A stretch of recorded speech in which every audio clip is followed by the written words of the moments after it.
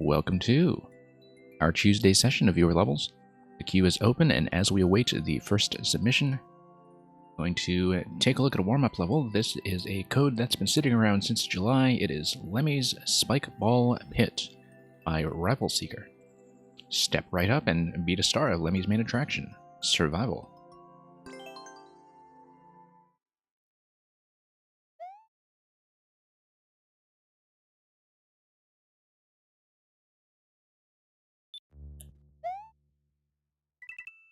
Okay.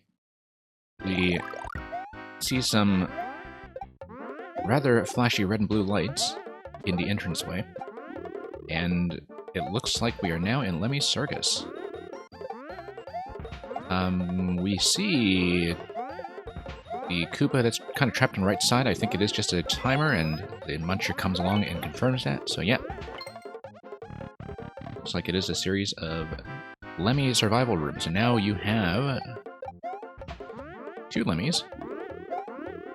One from each side, still the same kind of survival timer setup with the track leading up to the Koopa on the right side. Also a bit of a safety net on the bottom, which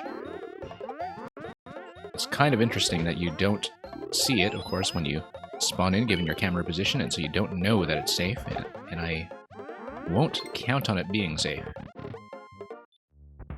Seemed like we were rather fortunate not to get hit on our way down there. And here we are past checkpoint 1, and we have a big Muncher as the timer this time. Not sure what difference it's going to make. But yeah, as before, well, that's the difference it makes, is that the big Muncher is a bit of a hazard when you fall down below.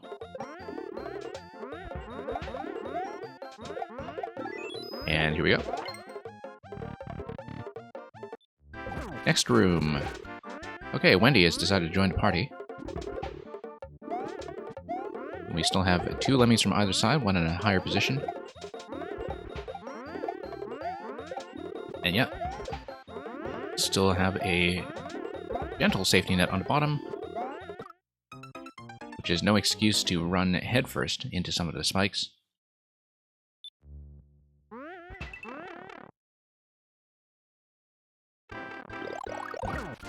Okay, let's do this again. I mean, given that the spike balls down below never come up, I think the trick is to just stay cool and stay centered. That's easier said than done, as you can probably see for yourself. And hey, Redox, welcome. And it's going alright, just getting started up. And we'll be running for a few hours, hopefully. Depending on how quickly I can escape the circus. Me name be Pablo, thank you for the submission. You are first in the queue today with Destructive Doomsday. And DI Program, welcome back as well.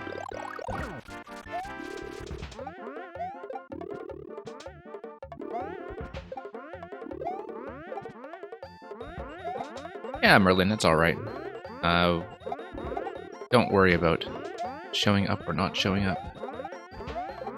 Some people take months away and come back and submit like nothing happened. And I think that's fairly normal. People do take pretty extensive breaks from this game, or from streaming, or from submitting to viewer levels. And that's completely expected.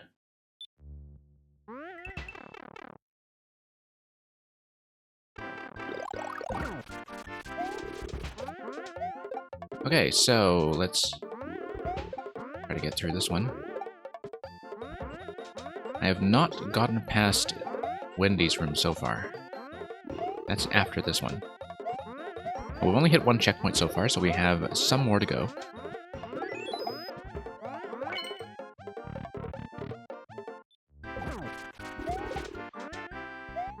The Super Mario World bonus room music is a fairly good fit for this, all things considered. Thank you for the follow. And okay, let's get out of there. Giovanni, it is going all right.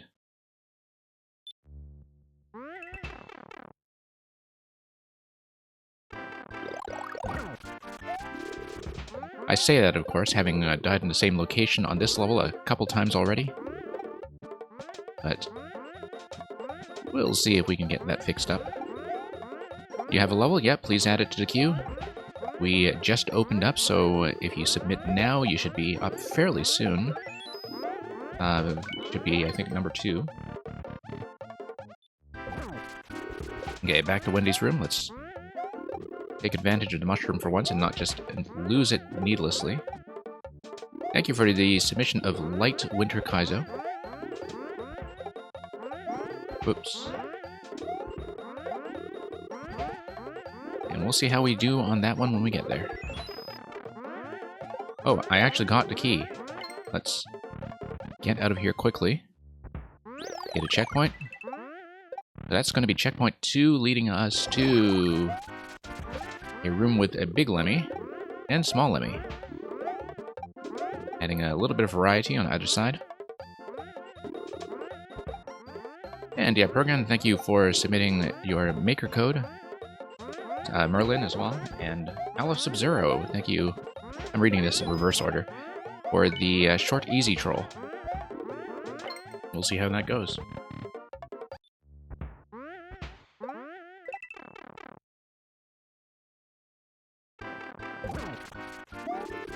Okay.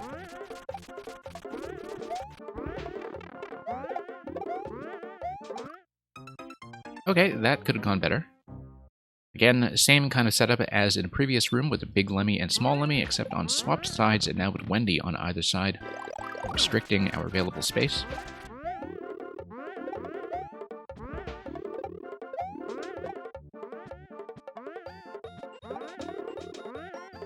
And okay. Bumpity bump. I think staying up high is probably a better strategy, all things considered. And it's a little easier to do that when you have the big ball.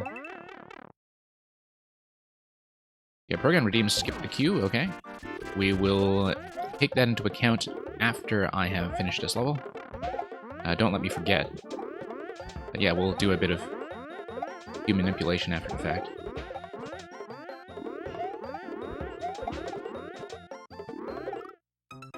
At this point, actually, I don't know what from your profile I haven't played, but there's a fair bit. There's a fair bit that was older, including some of the stuff that was less puzzly, I think. So we'll see when we get there. Yeah, somebody's been saving up for that.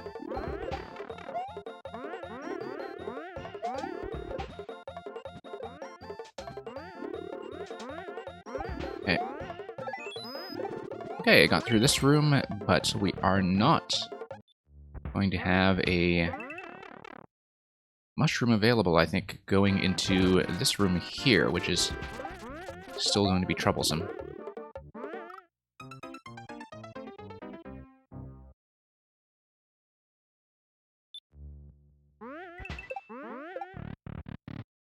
Yeah, Giovanni, I definitely sort of heard that mentally as a mwaha. Mwaha. But, I've certainly been bedeviled by worse.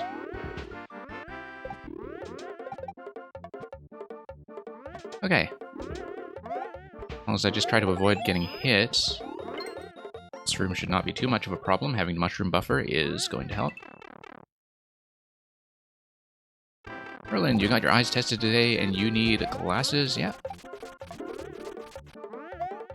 Well, enjoy your glasses. Hope you find a pair that is comfortable and one that you can get used to without too much trouble. I mean, I've been wearing glasses since I think the age of 8. So, it just becomes part of your lifestyle.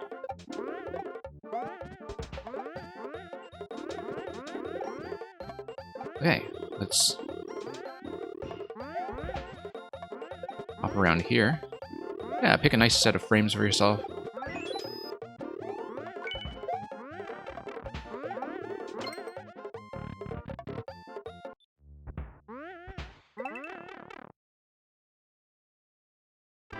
get yourself some nice lint-free cleaning cloths to go with it. Not only for the lenses, but it's actually going to be very useful for things like dusting off the screen on your Nintendo Switch. I use my glasses cleaning cloths for just about everything. I just bought a whole pack. Use it with camera lenses, and you can use it with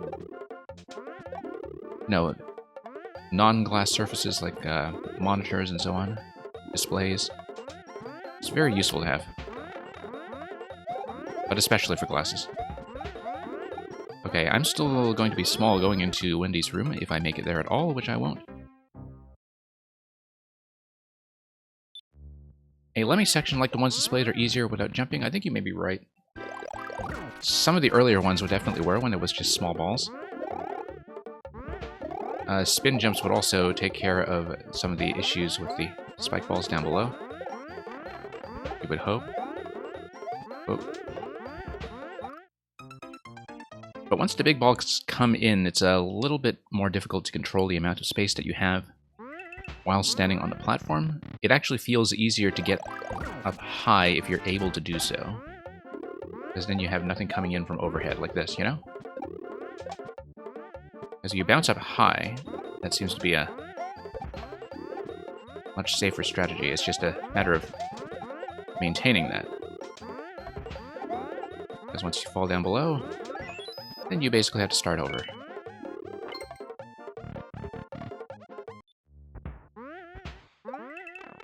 And just passing by to say hello. Well, hello, Redox, as usual, as always. I saw that you had some kind of 1.1 revision of the last thing that you sent me. I don't know if anything substantial had changed with that. Oh, whoops. Okay. That room is tricky.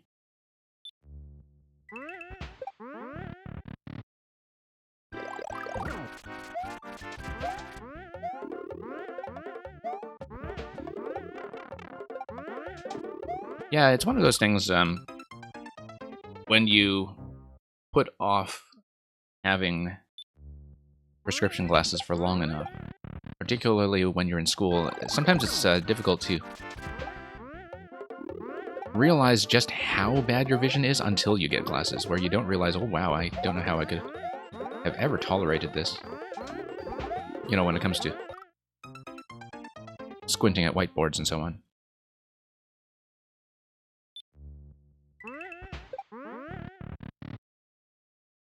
Okay, once more.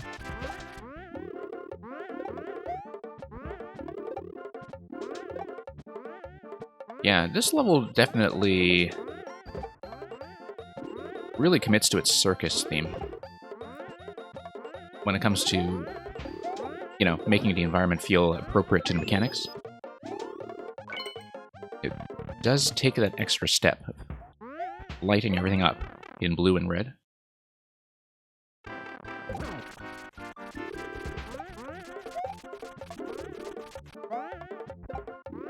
And, yeah. Whoop.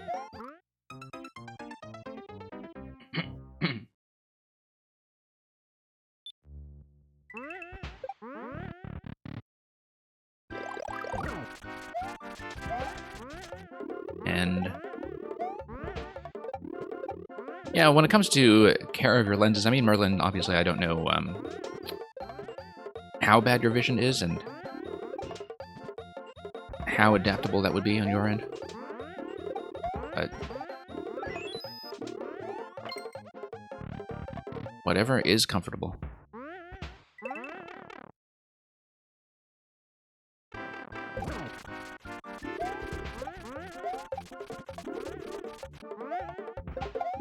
Okay. Yeah, Redox, you were saying that you saw a guy being faster than the shells. It is amazing when you see really fast players just how many corners they cut without even looking like they're doing it. Just, you know, being casually very fast. Okay, just got bumped right into that door. And that's it. That's the circus. Okay, D.I. Progan redeemed Skip the Queue, and so I'm going to bump him up to the top position on the bot. So just give me a moment, and then we'll just go straight down.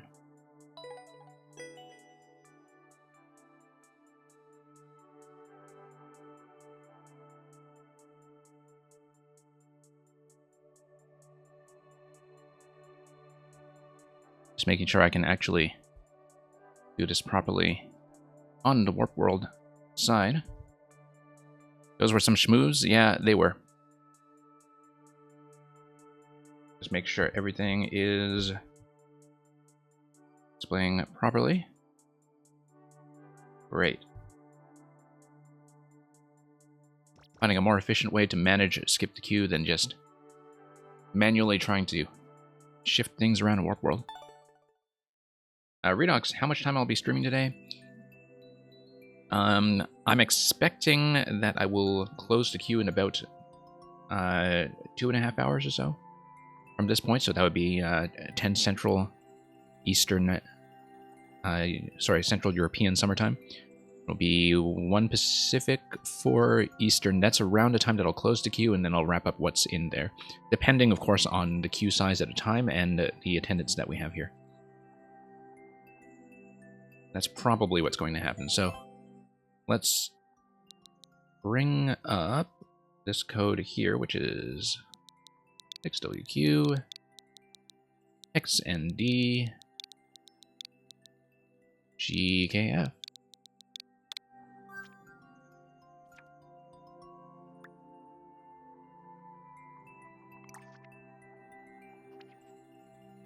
Okay, escape room was done. Canal lock, we had seen several earlier versions.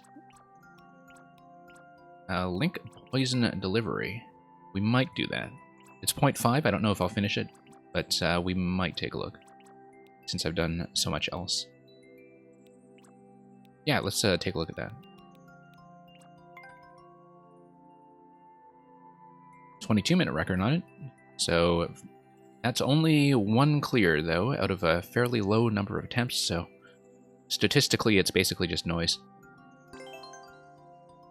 How hard could it be? Guess we'll find out.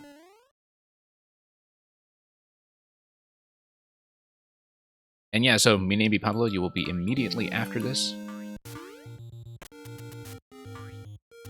Oh, I see.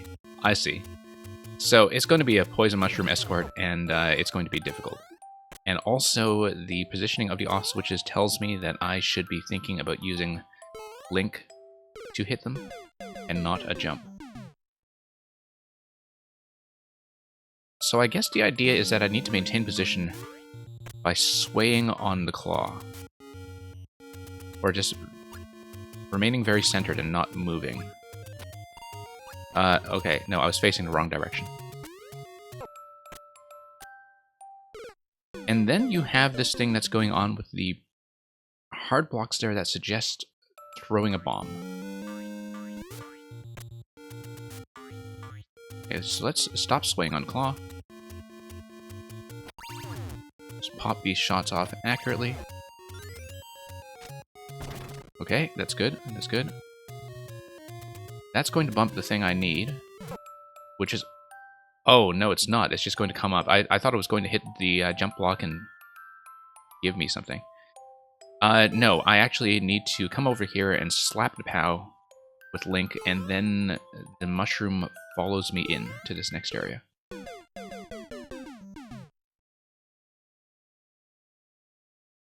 Yep, I should have thought ahead a little bit to how that interaction was going to go. But now I think I understand. So yeah, the trick here is don't sway on claw. The other trick here is fire off the bomb much earlier. Yep, it's a POW slap. That is what it is.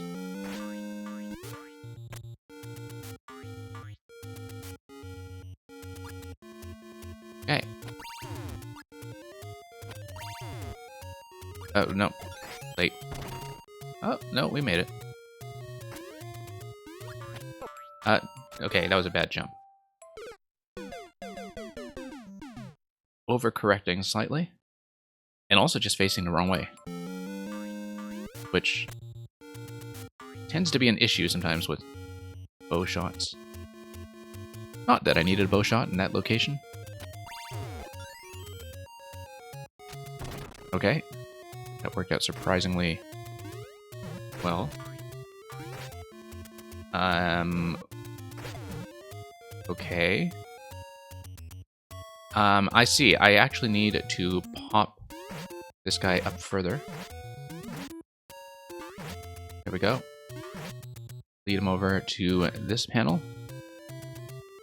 And then he's going to drop something onto P, which lets me through. Once I'm through the P, I will be activating the platform. I want the mushroom on the platform, but do I want it with me on the platform? That's the thing I determine. Because I'll need to make a decision as to when I drop it using the on-off switch. I don't know if the platform is going to go down initially, but I assume it must in order to do this. Yeah. Nope. Going too fast. I need to stay under the platform for the sake of positioning. And then it's going to be lowering this. This is a night thwomp. Like a nighttime thwomp. Okay, this will... An escort, one tile gap there looks like it will be... something to work around, that's for sure. When this is in the off position, the mushroom should be able to jump up the column. Then you escort it across under penalty of death. And that should pop the key. Okay.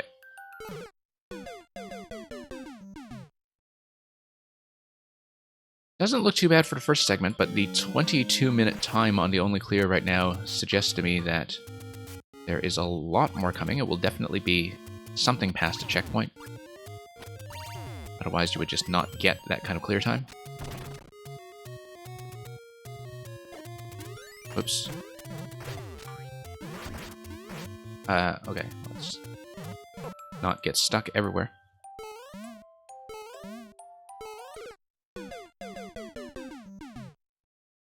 First section is the hardest part. We'll see. I feel like conceptually everything is pretty easy to understand, that there's nothing mechanically very surprising yet. But I could definitely see... I mean, obviously you had a pretty low number of plays on this, but I could definitely see that some people who don't necessarily want to figure out what's going on with this mechanic right away might just bail quickly. So that probably affected why you only have the one clear on it. I don't know if that was somebody you sent it to. But it seemed like this one had been sitting around neglected for some time. Execution-wise, the hardest, yeah. You have to remember to just stay in a similar vertical position, and also to drop the bomb faster.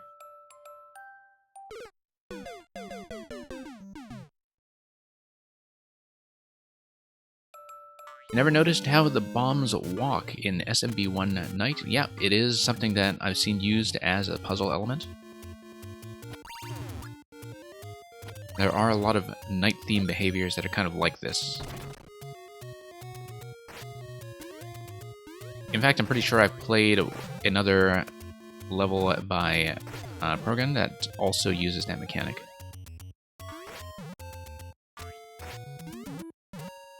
Okay, let's get around this guy here. And then let's stay under. No. Okay. I was trying to hit the power from a distance somehow with like a jump and a shot. I feel like that's not the right idea. I want to head up right against it, I think. And then wait for the platform such that when I lower the blaster, like I want the mushroom to nudge against the blaster. And, well, I'll visualize that when I get back there. But I think I know what I want to do with it. Okay, there we go.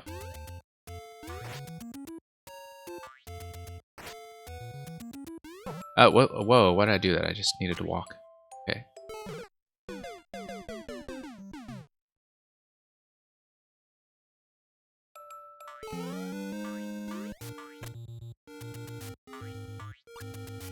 And let's pop this.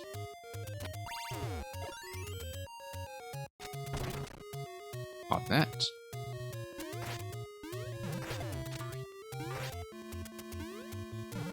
Okay. This guy right here. Always causing me a bit of trouble around that corner. And hey, Game Feline, welcome.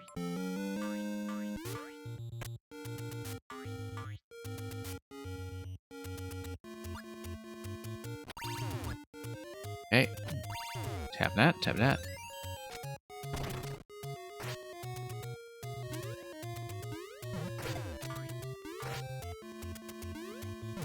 And, okay.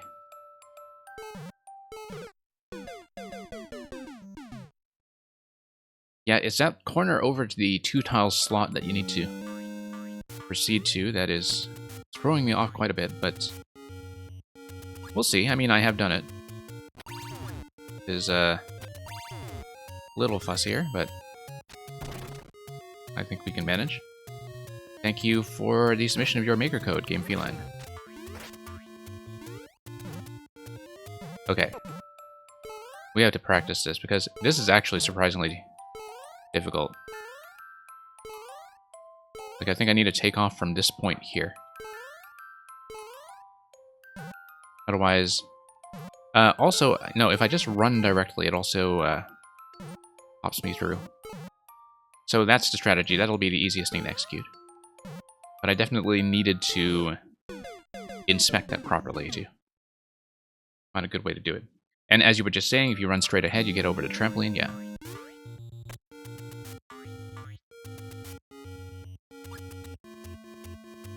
Not something I knew to do intuitively, but I'm glad I just took a moment to map that out.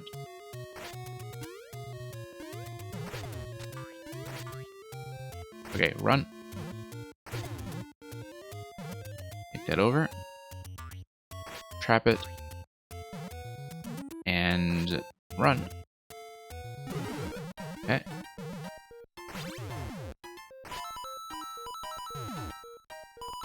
Okay. Nope. Nope. And I actually do need the mushroom to be delivered, so this is not going to do anything for me. Because it does need to be delivered onto the upper level.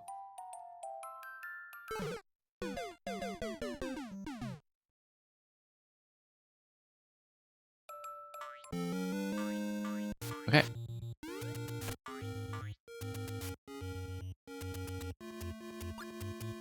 Pop this. Pop that. And here we go. Oh, it does actually go quite smoothly over once you build up full speed.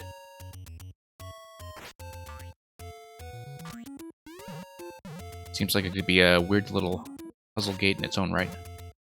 Has a bit of a speed check. I'm sure actually that control levels have used that quite a bit. Okay, let's have a nice centered position. Run for it.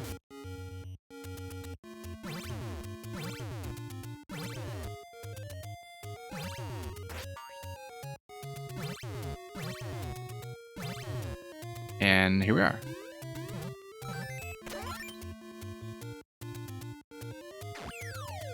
Okay, looks like a safety coin with 4 segments. Just so you know, DI Progan, since you came in with Skip the Queue, thank you for the host, by the way. I may not necessarily do every segment in one run, depending on how the execution goes and how quickly it comes together. I may hold this and come back to it. But we'll at least take a quick look at every room, just as a bit of a preview session. Okay, I need to reset this, don't I? And yeah, NBF, I don't know why your... Yeah, okay, your YouTube link got blocked. I don't know if there was anything specific you wanted to send me. Sorry, we do have a link spam problem here from time to time. I know not from you, but that's why the link blocking is a bit aggressive. Yeah, let me know if there was something specific you wanted to send. Let me just try to understand this room, and this room is fairly short. Ah, yes, invincibility. Using the down arrow, yeah. No, except not here. I need to raise this, and then what do I do? Like, I need to use invincibility. And then, who is taking which track? The mushroom takes the top track, and then I need to lower each of the gates. But then in order to do that, I needed to hop up to the upper level. Let's figure out how I'm going to do this. Right, because I need to maintain position using invincibility. Except, then how do I raise it up? Oh, no, I see, because this one-way panel goes forward that way. So, for example, if I came here and I stomped this... Oh, by the way, this is not a... Well, it's not a lock as Link, but... If I had taken damage, that would be a lock. Okay, let me figure out what I'm doing here, because... I need to get the mushroom to come up here. I'm wearing the bone shell at a time. One thing that I can do is tap the on-off switch on my way down. Let me just map this out.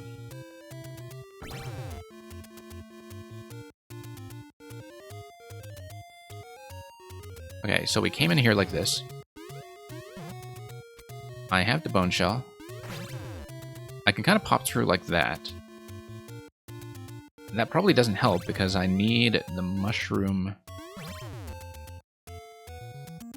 to come over. Oh, you know what? If I am invincible right away, does the mushroom follow? That's the question. Like, am I actually able to gain some distance from the mushroom? Because I want to keep it on the upper level. I want to activate this before the mushroom ever comes over. So if I use the bone shell here, and I'm hiding, I should be able to pop out and hit that before the mushroom ever starts moving. Okay, I think I understand it.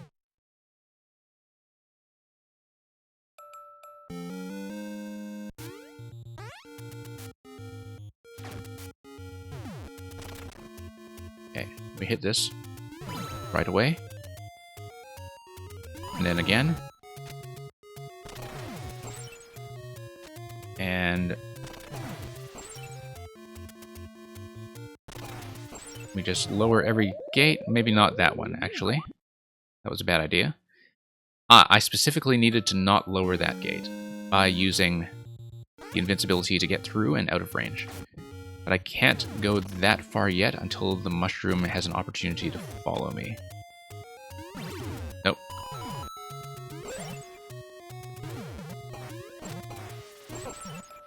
I kind of feel like I would have appreciated being able to reset through that door at the start, just by popping out and coming back in. But I know that the reason you wouldn't want that is because of the on-off state, like that it needs to be controlled. But then that's a fairly simple thing to work around just by putting a dotted line block, or a red block rather, underneath the door. Like a red block underneath the door would have made it a reset gate that does properly reset on off.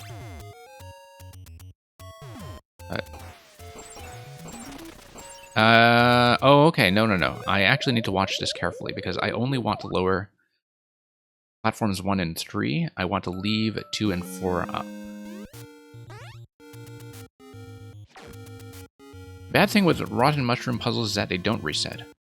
Oh, yes, because with power-ups, I guess if you consume them, they register as having been consumed. I don't think I knew that about the poison shrooms, actually.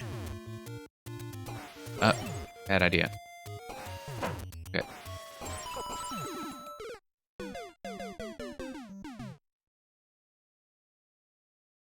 So you would need a pipe.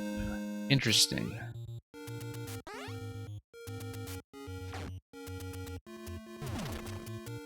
Okay. Nope. Too soon.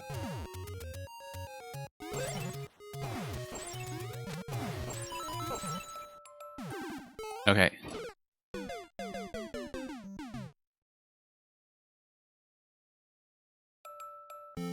Like I said, don't know if I'm going to do the whole thing on this sitting, but do feel free to resubmit so we can continue if I only get to see it in parts.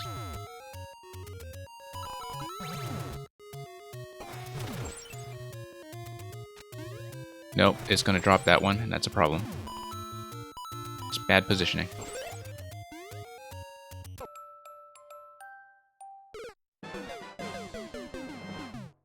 And thank you for the host.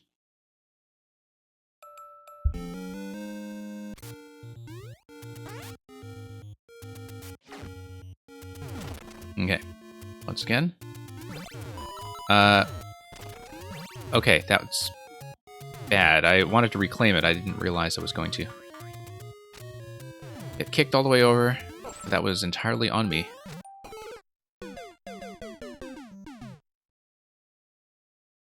Just a mistaken input. That's all that was.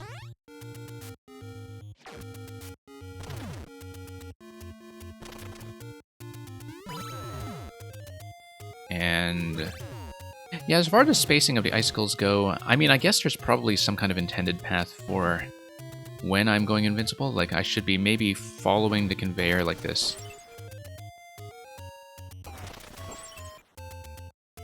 Here's the problem. Nope. That's okay.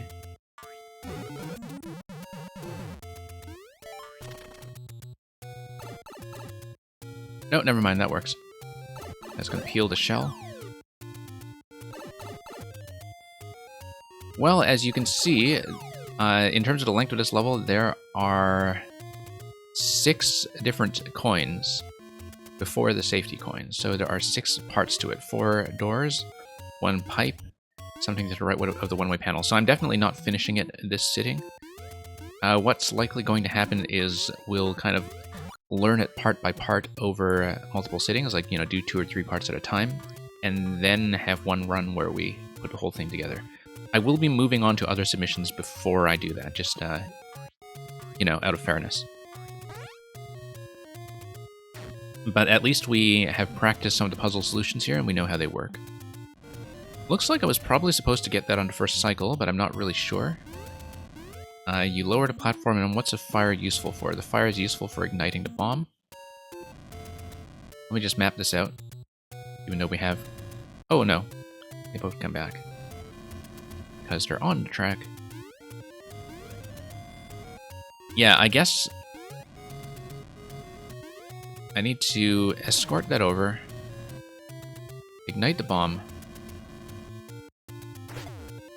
and what's this all about? Do I take the upper level? Yes, I take the upper level. And hey, watch this, watch this. Oh, I see. The one-way panels are there, so I can't cheese it with a bomb. Yeah. Because that would have been funny. Yeah, Merlin, always welcome to lurk. Okay. Nope, bad positioning.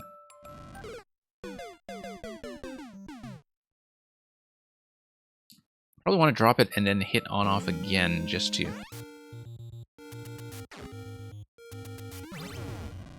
There we go. Make sure... okay, no. I wanted to remain off. I sometimes miscalculate how many spaces the poison mushroom is, in fact, able to jump. And... yeah, Aleph, it definitely looks like, if you're still talking about the icicle timing, that... you see, you let it jump up, and then you hit the switch, and then you let it jump up again. With the icicle timing, yeah, it looked like there was a sort of intended pattern where you just sit on the conveyor belt instead of running around on it. And it makes a little more sense if you think about the spacing that way, but it's kind of true that if your instinct is to activate the icicles actively with a certain pattern, then you might not necessarily do that. You might just run ahead. And I think the bone shell poison mushroom interaction... Whoops, wrong room. What am I doing here? Hang on. Yeah, I think that interaction is a little bit generally unknown anyway. I have seen it once or twice before, including in one of the other Krogan puzzle extravaganzas. But it's not very common, and so it's one of those things that I think people do need to kind of get accustomed to. Oh, that's not going to go. However, yeah, because the track just falls off. Okay.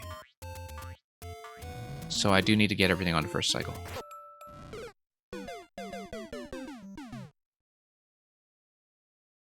And then I need to see what's going on with the snake block, which is unclear. So I'll do this segment, and then I'll likely hold this level for further sessions to explore the other parts. Doesn't mean we need to redo the first segment, but that's okay.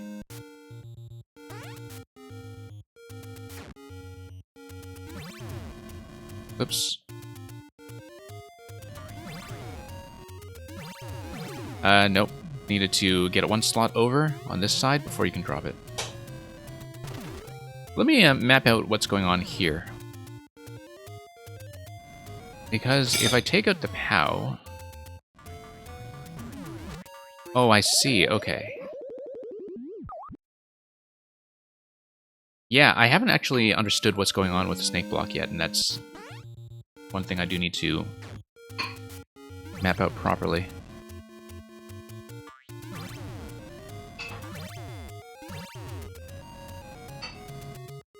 Okay. Oh, I see. Because I need to maintain its position. Let me see what the snake block is doing. I just don't know what its path is going to be. Oh, okay, so you need the poison mushroom to fall into this position, and you need the snake block to scoop it up.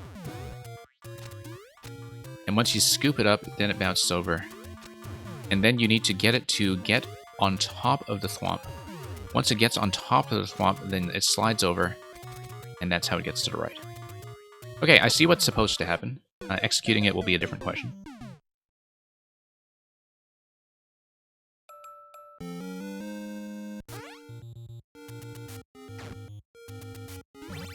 So let's... Oh, nope, wrong.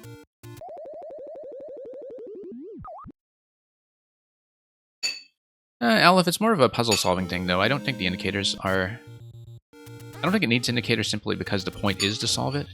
The one thing that has so far felt a little bit kind of blind is understanding where the snake block goes. And that's always going to be a risk with snake blocks, is you just don't know where they're headed, right? Like, I don't know what this thing is doing until I get there. And that's the only thing that has felt unpredictable, where I need to see it before I understand what to do with it. Everything else is just standard puzzle reading. I mean, there was one indication that told you to duck with the bone shell, because that's a clue that people might not necessarily have picked up on. But... let's see here.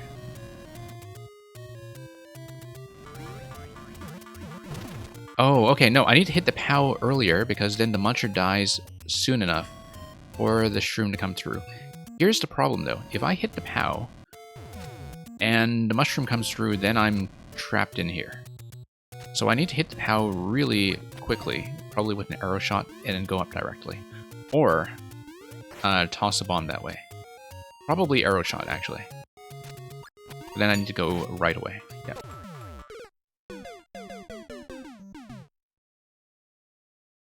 Need to be very quick about that.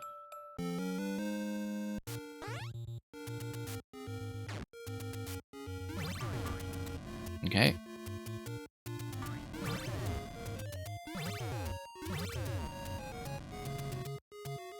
Nope.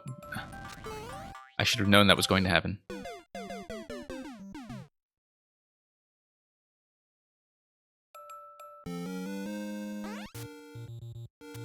So yeah, it looks like we'll have 6 segments total, not including the opening. And we'll just learn 2 of them. And we'll just learn more of them in future sessions independently. Okay.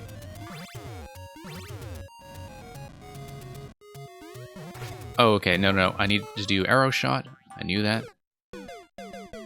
It's kind of compensating for the speed I need as well as the Podoboo position, so then you still need to fuss around with the Thwomp after that.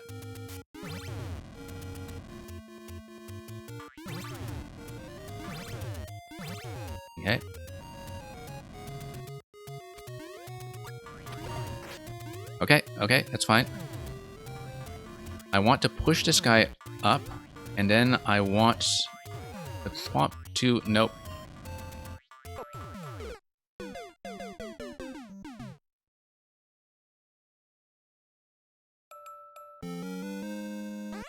Yeah, controlling the Thwomp timing while also avoiding damage from the mushroom is tricky. No. But it is the last thing we need to do in this segment, though. The Thwomp is the only execution barrier between us and a finish, and so we'll just have to get that done. Jump. Jump, jump, jump. Nope.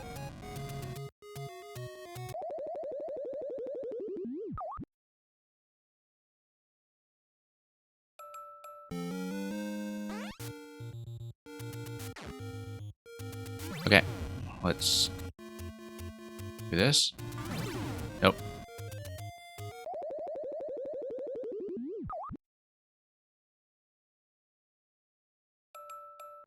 Yeah, a lot of little things can go wrong.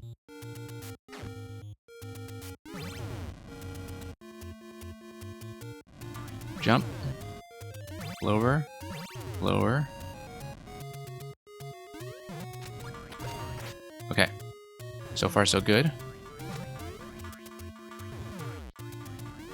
Need to run around a bit. No. Okay. Just wanted to maintain that centered, but you have to be quite precise.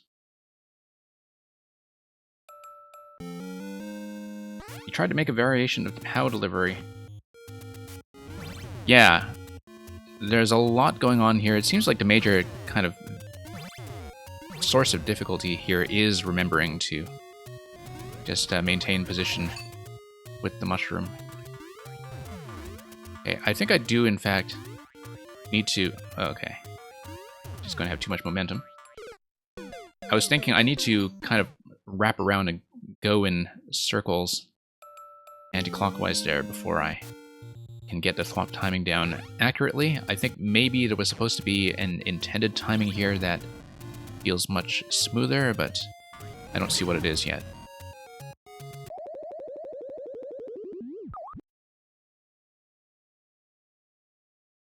So we'll see. Like I said, going to move on from this level after I finish this segment, but we're close.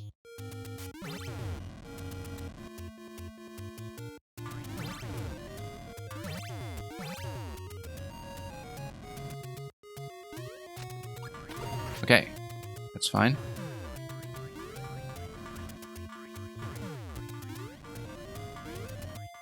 Oh, no. Yeah, this is not a lot of space to work with, like these 3 tiles here.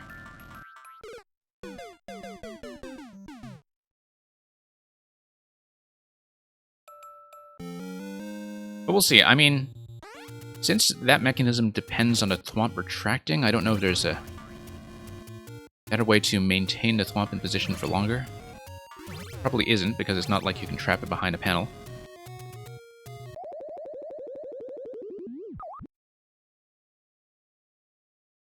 But making sure the Thwomp is in position is a somewhat vicious timing check. Well, it is the last check in that segment, so we'll just have to do it.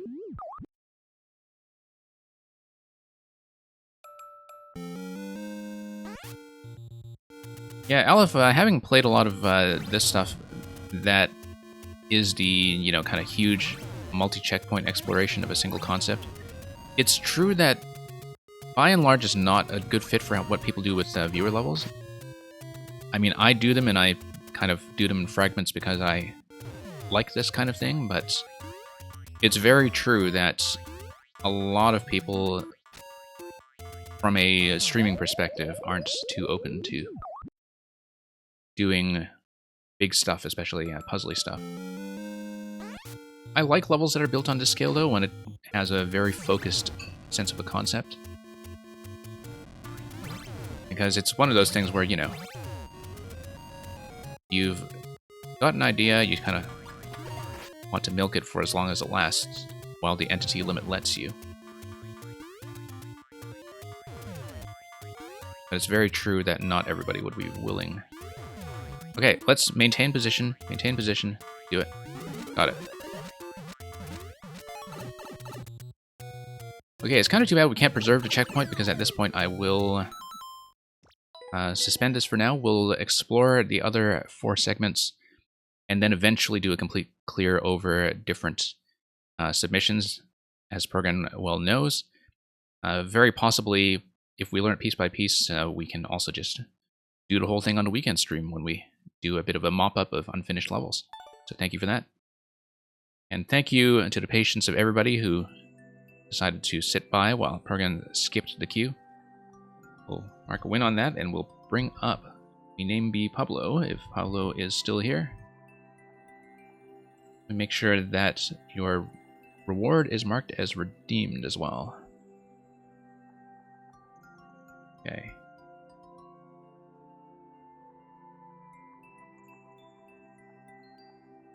So Pablo is indeed still kicking around. Let's bring up EX4. Thank you again for waiting. I know you were the first submission today, and you came in right at the opening, and this turned out to be a much longer wait than you expected. But we'll see what you have in store.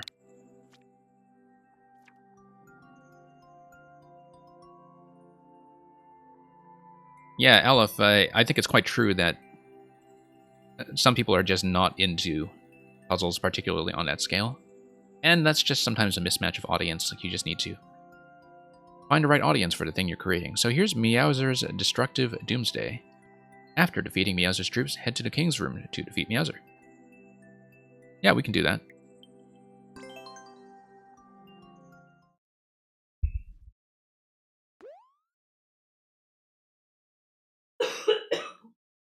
Yeah, don't worry about the silence. You folks are always welcome to lurk, as long as you let me know when you're here. This reminds me of that recent Ninja speed run already, where you pick your power up. Okay. Not too worried about everything on either side. I think we just need to stay centered and take out Boom Boom.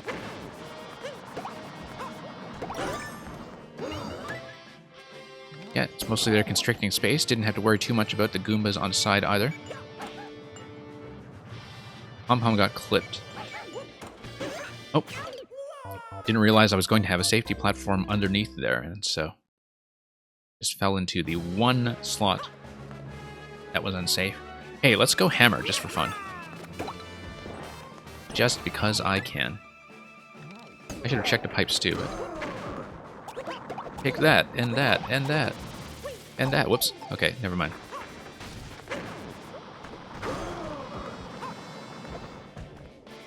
The wind-up time on a hammer is always a bit of an obstacle when using it actively as a power-up, but we managed. Okay, the airship camera bob was the thing throwing me off here, because when the camera went up, it hid the lower row, so that's why I didn't know that the bottom row was actually safe. Because, like, as you can see, when you build on the very bottom like this, you can't actually see what's going on. And that's just a limitation of the airship or circus style that you need to be aware of when you're building at the bottom. I find that often with airship or circus, depending on how much room you have on your level, you do almost always want to leave an extra tile of just ground space on the bottom row, precisely to avoid that problem. Because the camera bob can be very annoying. Here, I think we just need to follow the instructions to defeat Bowser's minions. A jump was enough to get the Skipsqueak trapped. I do need to get the Goomba out of the way, though, so I can start bullying the bully. Yeah, it looks like you're just going to have a little bit of everything in 3D World here. Just going to feature the entire 3D World squad.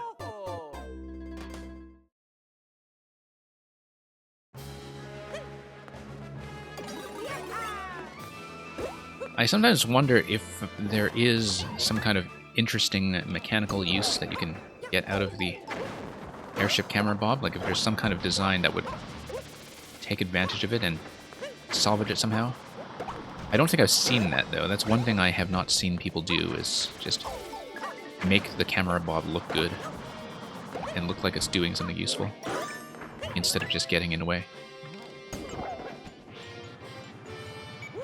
But yeah, it is a pity when the airship aesthetics in pretty much every style are just gorgeous.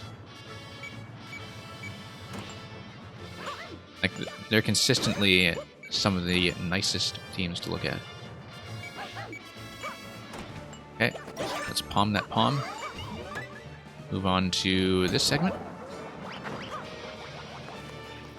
Yeah, I can see that you're just kind of doing one each here of everything that is 3D World exclusive.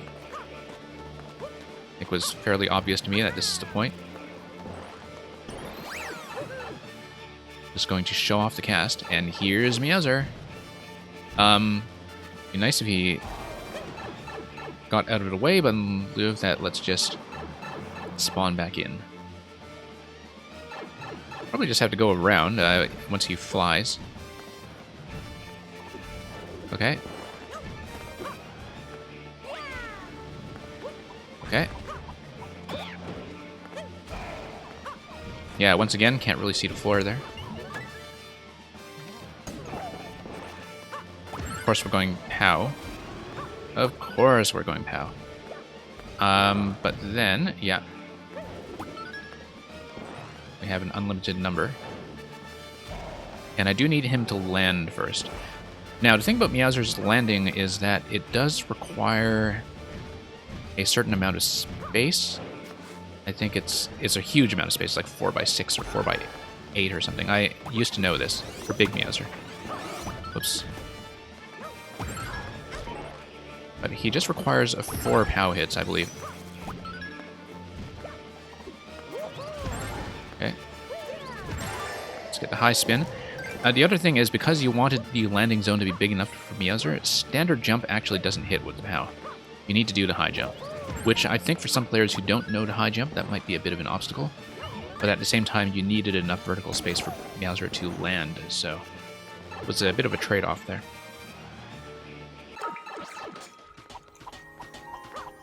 But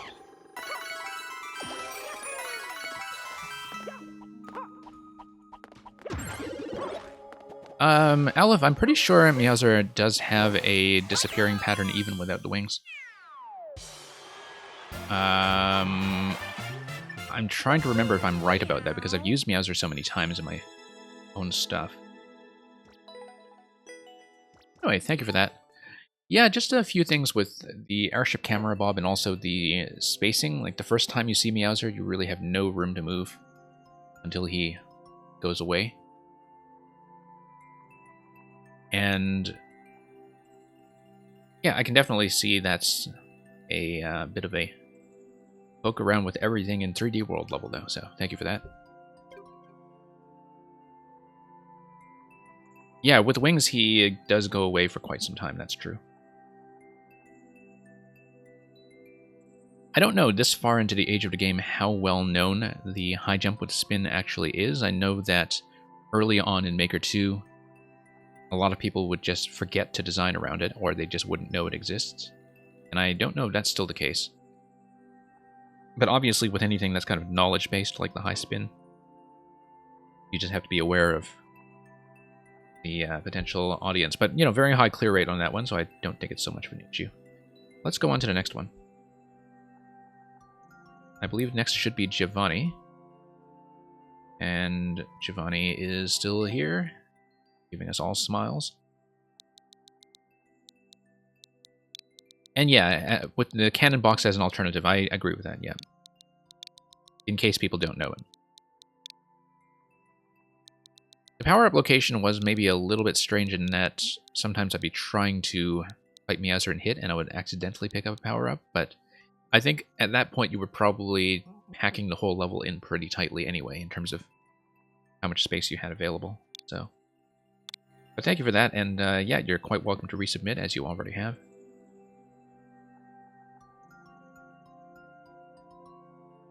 So this is going to be Light Winter Kiaso. Expert. Okay, it's going to be around 2%, so it shouldn't be too bad.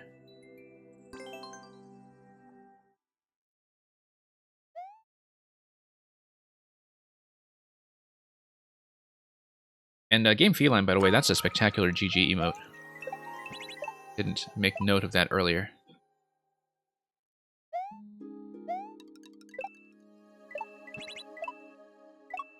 Okay. I mean, obviously, I just need to jump through that one slot there. That's not hard.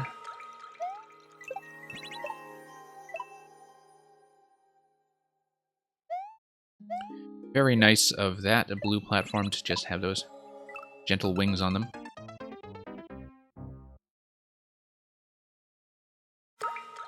Whoops. Looking over at chat and just not paying attention to the ice physics here. My initial jump. Okay. Let's not die to the easy stuff.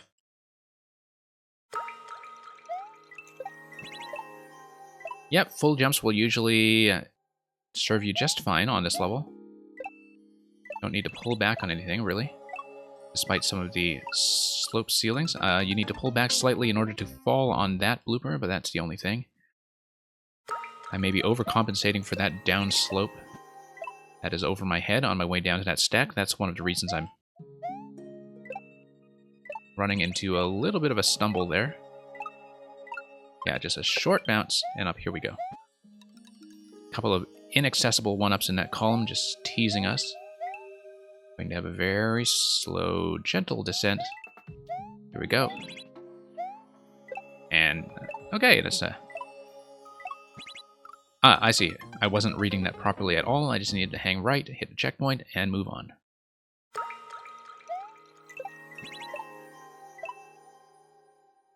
Sometimes it just takes me a moment to process what the on-off columns are doing.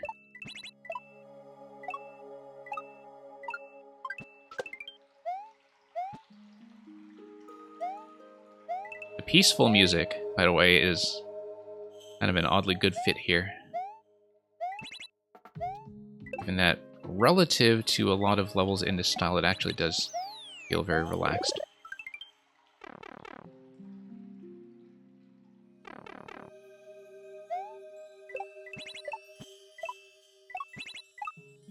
And yeah, there we go.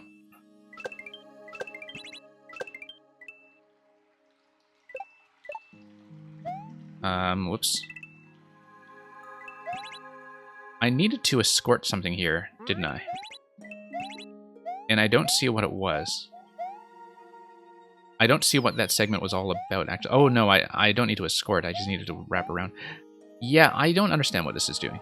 It looked like maybe this was left over from some other interaction. Whoops. We did hit the checkpoint, so...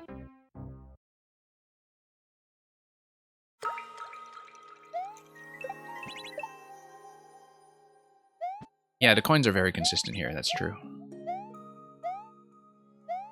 This is very much like a Bracky level, actually. I don't know if you... Whoops, that's a mistake. Don't know if you know Bracky, the Jump King series, but Bracky's easier levels are very much like this, with setups that are largely based around falling platforms. But I think this is just generally kind of a popular style these days. And one of the nice things about this style of platforming is that when you have... Whoops, same thing. When you have this kind of spacing, the difficulty can be very consistently predicted. That I've seen some makers kind of specialize in this style, and you know, they'll just turn out level after level that is all in the same difficulty range of about 1 to 2%. And the fact that they can get it down that consistently is sometimes really interesting because, you know, clear rates can be difficult to predict, and I need to stop doing that. I think cognitively I'm a little locked into hitting switches there, and just need to pay attention. Thank you for the follow, by the way, and Gucci.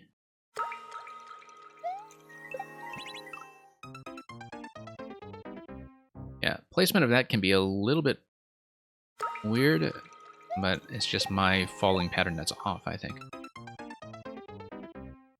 Because it always seems like I have to hang back slightly for the on switch and then push forward again for the next landing. Like it's kind of one tile high, but that's okay. It's not a big deal. We can do it. Ah, thought you could fool me. I guess stuff like this would be more built for a speedrunning check, where if somebody is going for a speed record, then that segment is much more relevant. Not really relevant to me, but if somebody was going for a tight timer, then that's the kind of thing that they would run up against. Same with the on-off switching on slope earlier. Yeah, there are just a couple elements like that. The nice coin at the ending, by the way, that's a lovely little touch. Platforming's great. There were just little elements like that that seemed like they were, you know, either purposed for something that's like a faster level or for speedrunning purposes, for people chasing a record. And those were the only segments that, you know, from a kind of standard pace of jumping around as slowly, I didn't know what they were doing. But other than that, nice level. Let's mark that as a win. And yeah, glad you appreciated the feedback. The ending part is a troll. Yeah. Trying to make you very desperate in those remaining 280 seconds or so after you hit the wrong on-off switch.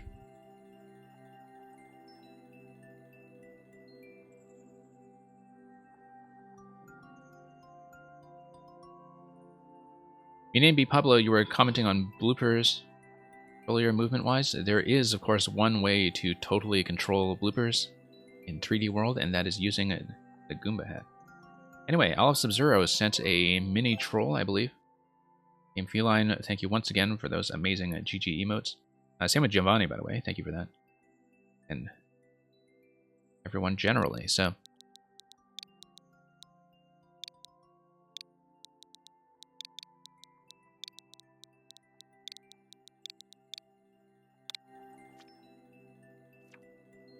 Short, easy troll level number 1, version 3. This troll level is shorter and easier than my others, because you are all bad.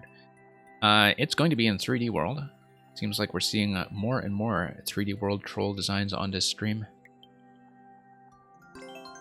And some interesting things that people are figuring out with the mechanics. So we'll see how this one goes.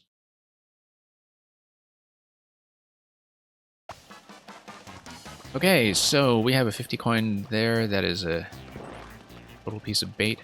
We have Goombas walking around up top. We have a bully that's going to drop from some kind of P-switch interaction and block us. That's interesting. The donut block collision with the bully pushing it through. That's neat. I had not seen that before. Okay. I guess we have to long jump over the conveyor then just to get over that quickly. I did not know about the donut block pushing that way. Obviously, donut blocks do have a hard collision with most things in 3D World, which is why they work as a one-way gate if you're going down. Yeah, Aleph, I mean, I don't see trolls all that often, right? Particularly in 3D World, so I did not know that. That's okay, now we know. Whoops. Now I need to be careful with the dash button and not just pick up the crates directly. Because that's what the issue was once I got over there. Okay. However, if I get over to bully, I think maybe the blocks just retract and then... no problem, right? Obviously, I do need to stay on the left side wall here. Not that long, though. The beginning section was created in March to see if you could build upon an old level. I see, okay. Yeah, it looks like the idea will be to pop through here. Oh, I see, okay. So the 1-up is bait for a Thwomp switch up top, it seems. I mean, I probably knew to expect that, but sometimes you just have to try things out. On-off gate over this pipe. It could also, who knows, be blocking some kind of 2x2 spawn out of the pipe. Interesting tree setup there. Oh yeah, it's because it's sitting on top of a mushroom platform, which means that when the on-off is activated, the platforms will bounce everything up. So for example, if I hit this, it's going to bounce up. Yeah. I knew that was going to happen, but I hadn't quite figured out what to do with that information. I'll just need to go back and see it once more.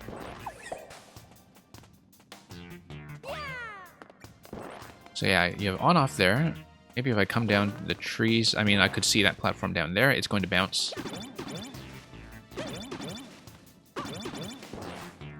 Okay. Yeah, like that.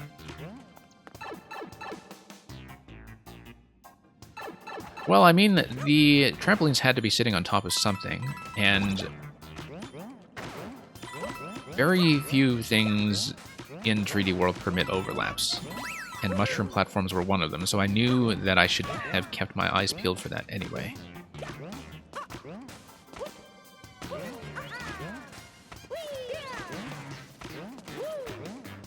Let's bounce, actually. Okay. Over top here. Don't know if that's what we want, but propeller hat, interesting. Coin. Yeah, it's just a decorative coin. There's only one tile here, so one of two things can happen. That's one of the things that can happen, yeah. I was thinking, okay, that probably does push you through the platform, right? Because a lot of 3D World collisions will do that. I know that about Thwomps, for instance. So we don't really have a choice except to take the propeller hat. I think I have to do it, so we'll just see. I mean, obviously I need to look out for any potential reason to peel it off afterwards. There's a boo in the corner. Damage boost here. Don't know if you could hug the ceiling with the propeller there, maybe. Not.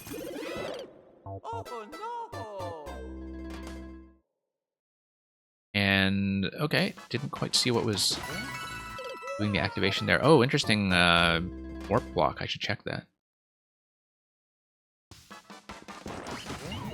See what this is all about. An anti-soft lock game, by the looks of it.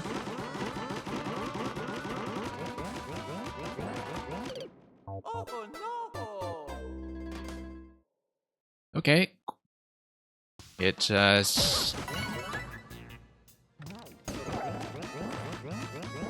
is at least quick. I mean, generally, as you know, my rule of thumb with anti-soft lock is it's only funny once.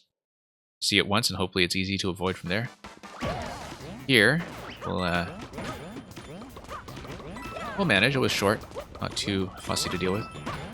I get a Mang bounce off that bully. If you've ever seen the Mang momentum levels, it's a kind of thing when you kind of spring into another springy object and it bounces you everywhere. That's what I associate those interactions with. Okay, let's avoid that boo that's on the other side there. Oh, shouldn't have hugged that wall. And yep, you need to be hollow. Thank you for your earlier submission. Too bad you can't stay if you were pulling out. Okay. That's going to give me a scroll break. That looks like the right thing to do so far. Let's escort the POW anyway. looks like I needed to... Oh, I see. There was a timed on-off interaction, and I needed to beat that. Otherwise, I get stuck here. Yeah. Let's check what this is anyway. Probably just another anti-soft lock, but we have a POW. And... Uh-oh. Uh-oh. What's the uh-oh? Well, let's just ride this out.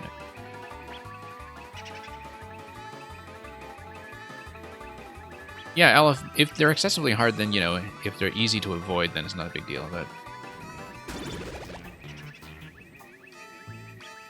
Ah, that's a nice little reversal over there with the F that you press to pay respects.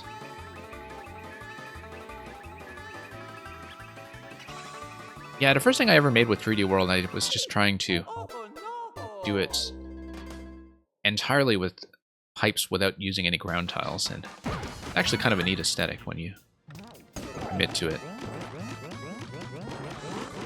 It's one of the ways that you can make a 3D World design look relatively unique.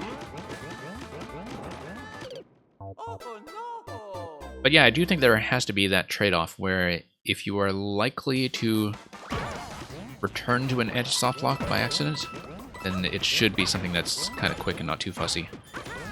Otherwise, there's no reason to just not restart the whole thing, right? That in many cases, I would rather restart the whole thing. Just to not deal with it. But this one's not bad. Not bad. Okay. Let's see if I remember anything that went on in the time that was spent here. Okay.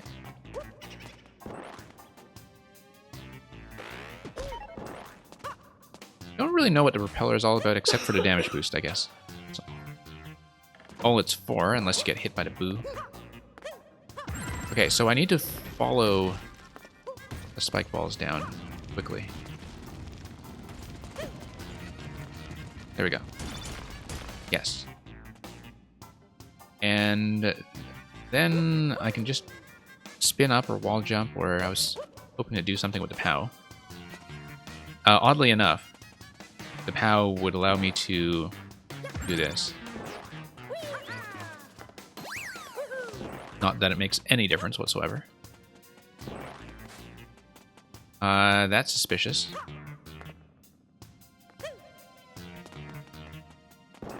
Yeah, if I ground pound it, though, I would have to count on it activating something off-screen or out of view that would activate the on-off switch pretty much instantly. Just wondering. Just wondering. Interestingly, I mean, I guess there was no way to get the other POW up here, but if I had been able to do so, I would have been able to get around here, activate this on-off switch by proximity, and then pick up that POW safely. Maybe. If I were able to escort a red POW there to begin with, though, I don't see why I would want a blue POW, but... Okay. Now we know.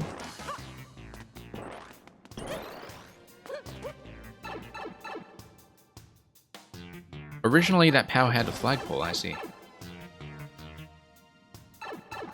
Yeah, it is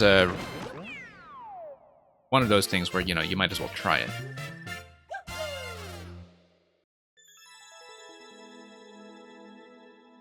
Okay, definitely want a miniature. Thank you for that.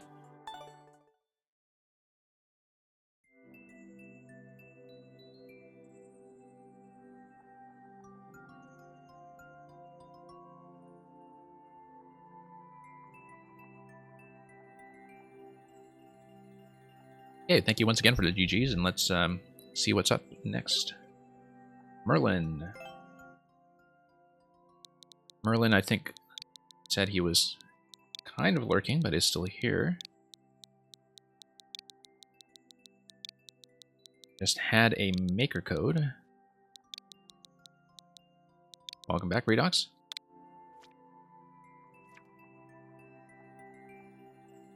I believe Merlin said he was lurking anyway.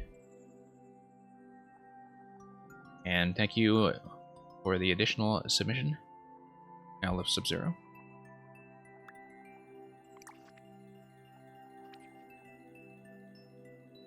I guess we haven't seen some of the latest. And indeed, we missed a few prior to that, so I don't know if Merlin has a specific one in mind. I could just take a look at the most recent one if you want that looked at and tested. I know that you're still kind of in the middle of constructing the world, that currently you have, what is it, up to World 4. But yeah, we can look at the most recent one. Crimson Reef. Legends say that all key coins need to be found to pass this reef.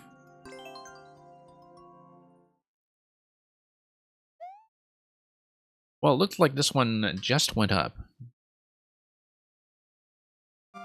Yesterday, I guess. And so yeah, it sort of makes sense. As always, very beautiful decoration all around.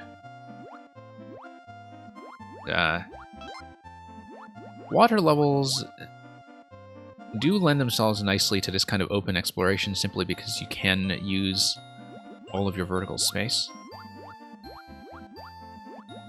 So I find that things like coin collection actually are a good match for them. And it's something that, you know, even Nintendo themselves realized back when they started introducing coin collection in games like Mario 64, or Star Collection in that case, that there was something relaxed about doing that in dry docks and zones like that, if I remember my level titles accurately. So what does this snake block do? It's going to go under the bumper. I feel like I was supposed to let that push me through the bumper. Yeah, I feel like that was supposed to push me through, but then I would need some way to activate it and get down here in time, and I don't think I have that. So I'll have to think about that. Unless you're supposed to push an object through. But then why would it be an object? You can't carry it. The other thing about the snake block is that you can't reset it. Looks like we have a door there that, yeah, leads you down to the coin, and the door, well, we'll see. It's probably a two-way thing. We can just find the entrance on the other side, perhaps. Be fairly careful around here. Whoops. Okay, let's not die to the easy stuff. Well, we know where one of the other pink coin placements is. It is down by that lower door. This is one of those things that's like actually slightly harder with the mushroom, but that's fine. We managed to do it safely.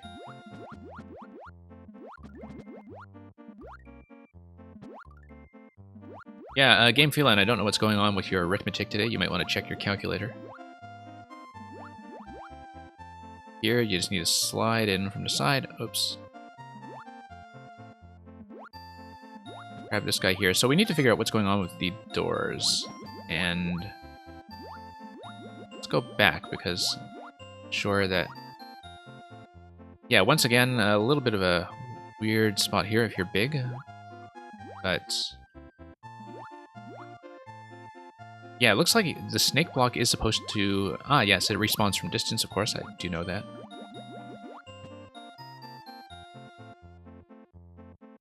Ah, yeah, you just need to get ahead of it and then let it push.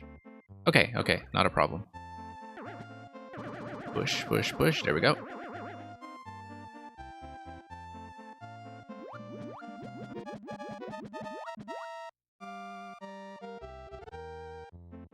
And, Redux, I don't mind replaying it. I don't know if I'll pull it from the sub-queue, though. That's the only thing, but I'll make that decision based on how big the queue is. Right now, we've seemed to have slimmed it down quite a bit, just by getting through things quickly. Okay. 70 seconds, not a big deal. Not too worried about the timer. Kind of nice to have a big exploration level every now and then. Unless we do that. Yeah, I do know Snake Blocks reset. It's one of those things that, you know, I use reset doors with him so often I have to remember my despawning distances.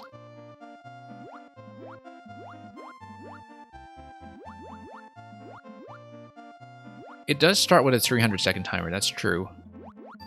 For an exploration level, I think maybe that could be tight if people do miss coin. Whoops.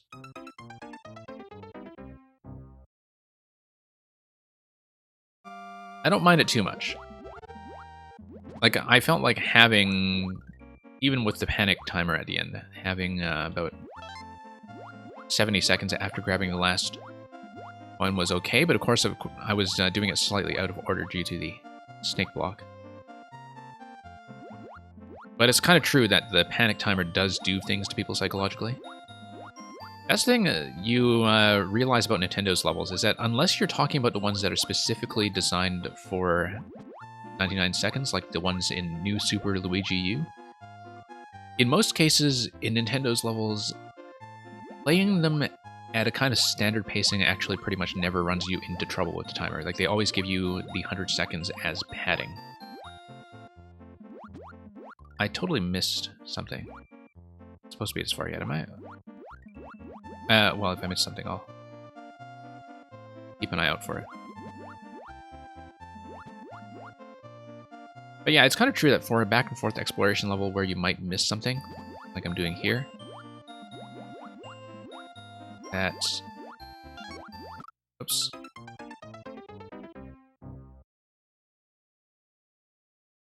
Thinking about the timer as a form of padding is something that might actually be useful. I mean, this is a level that doesn't have a 10% or so clear rate. I don't think difficulty is the issue at all. Sloppiness on the part of the player is the issue.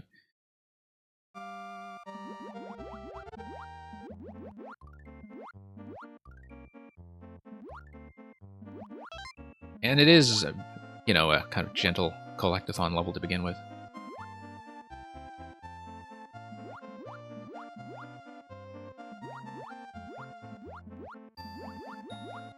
But yeah, I mean, you know, Merlin, we'll kind of map this out and see how the timer feels when I know exactly where I'm going. But if you're still kind of doing revisions with it anyway, then yeah, maybe an extra 100 seconds would relax it quite a bit. I don't feel necessarily time pressured, but you know, with coin collection levels like this, you will have players who miss stuff and really have to go back for it by crossing over the level again. And that's just one thing to keep in mind with setting the clock for this style of design.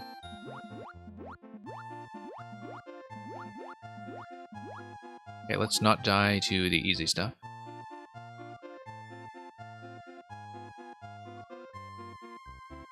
And back around. And back down. Oh, no. Trying to make a small correction there, and that was a mistake.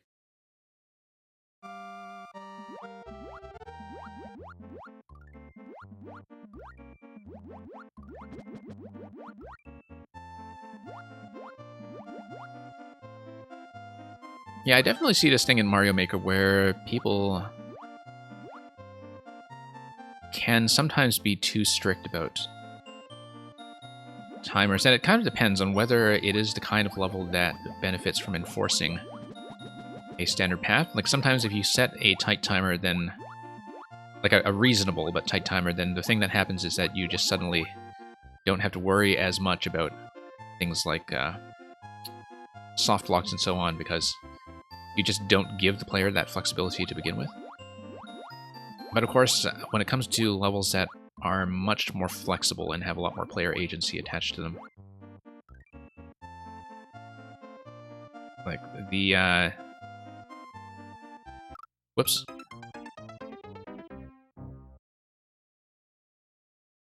expectation should certainly be that players will need quite a bit of padding that the level creator didn't necessarily anticipate. Now, to think about snake block patterns like that is,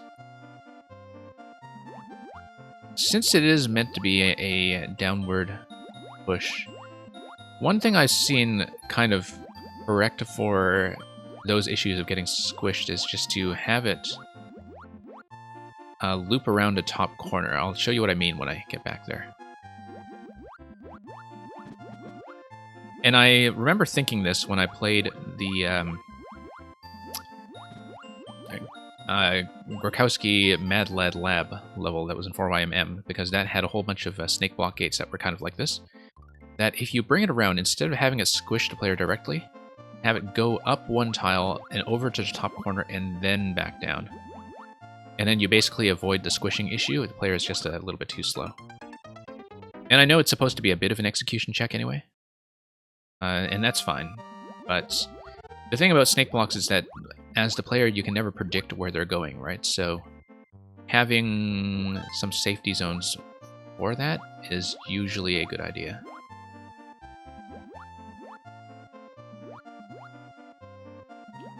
Yeah. This is quite nice, though. I haven't actually played a sort of exploration water level like this in quite some time. I used to see a fair amount of these, but not that often. Because, you know, I find that sometimes people just naturally try to complain about the limitations of water levels instead of thinking about how to design around. Yeah, if you just took it around a top corner, like, it really kind of relaxes things. Of course, you could squish the player on the top corner if they're staying above, but they shouldn't be staying above in the first place. Okay. Let's not die to this guy.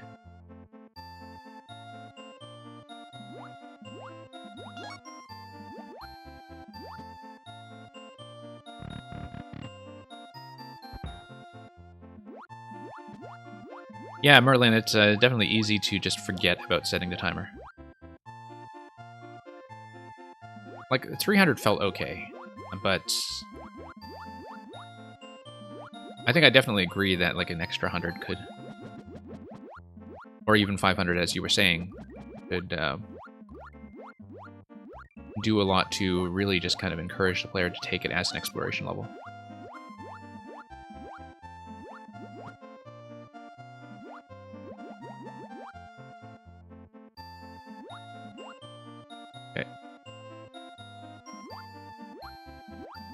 Particularly because you have these tiny little precision checks like this that, you know, they're not tight, but they do require caution. And because they require caution, people will take their time.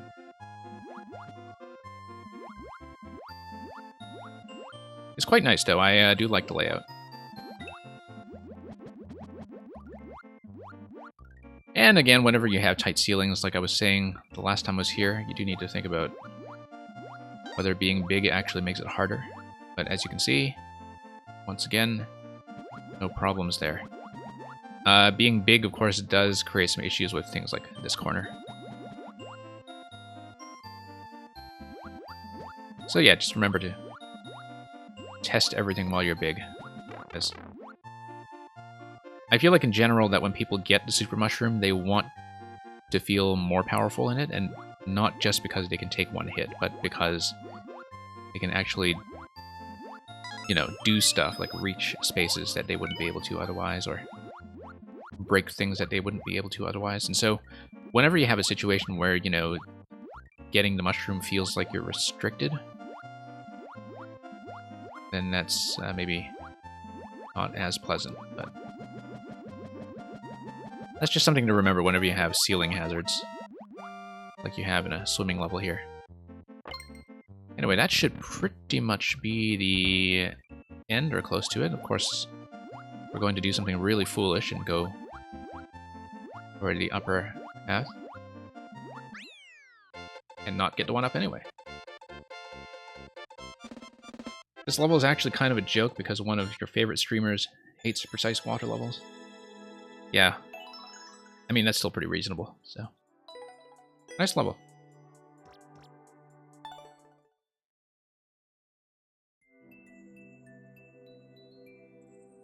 And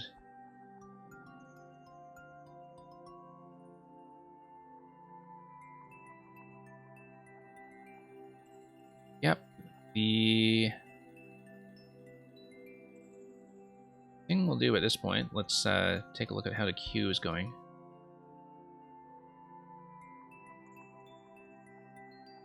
Yeah, so usually we go straight to... one moment, let me just pull this up.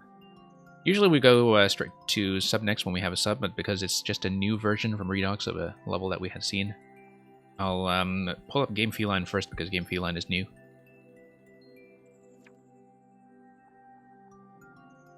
Did I mark that already as a win? I don't know if I did. Here we go.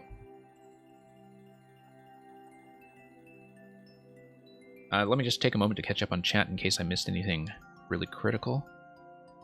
And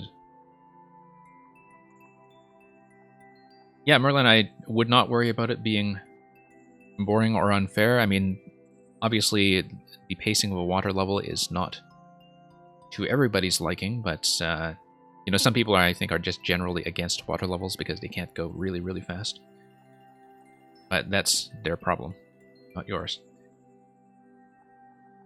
And I think I caught everything else. Okay. Rackinator, welcome back. Have I heard about Giga Leak? Renox, if you're talking about the big Nintendo asset leak of some of the development assets for things like Yoshi's Island and Mario 64 and such, yes, I've heard about it. I haven't really looked into it. Because I knew there were a lot of, you know, things that were exposed about Nintendo's development process and prototypes and art assets and so on that had never been seen before. And yeah, Merlin, I enjoyed that. Certainly looking forward to seeing the entire world once it's put together, given that some of those levels are things you've been iterating and polishing off for quite a long time. Bracknator, thank you for the link versus Thwomp Shell Keep. Game Feline is going to have a totally clear profile with World's Edge. If you understand the name of the level, you are the gamer. I'm not sure I understand it, actually. World's Edge. I can think of a couple of different World's Edges when it comes to video games, and I don't know if the use of the comma is any kind of clue. But yeah, I don't know if this is your first submission ever, or if it's just a profile you recently cleared, but anyway, welcome. Hope you enjoy the viewer level experience.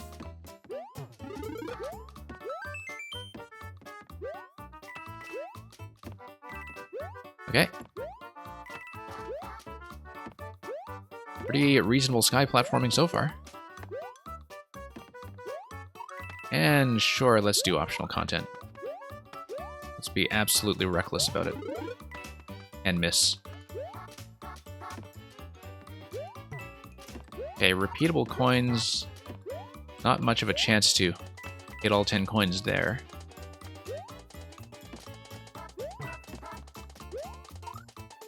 Yeah, I mean, I guess the objective here is to try to collect as many coins as you can. The thing about the repeatable coin boxes is in a traditional level, I think one of the sort of unspoken conventions is that it should at least be feasible to get it all 10 times. You can... I don't remember if you can do it with a ground pound in this style. I feel like you can. Because that's something in the new Super Mario Bros. Series that they keep changing, like whether or not the ground pounds actually activate the repeatable coin blocks the way you would expect. I remember that changing between games for some reason. But But yeah, it seemed like in the editor you must have put coins in each of the boxes. You don't actually need to do that while you put one up there. Because if you want a single coin, you can, of course, just put in a question block by default. So, yeah, ground pound does totally work. I have to keep that straight sometimes between the different games. So yeah, thank you for that. Pretty quick and simple traditional style level, but I think the platforming actually is pretty well spaced, actually. And so it works out rather well. So enjoy like number 1 in your full ninja kit.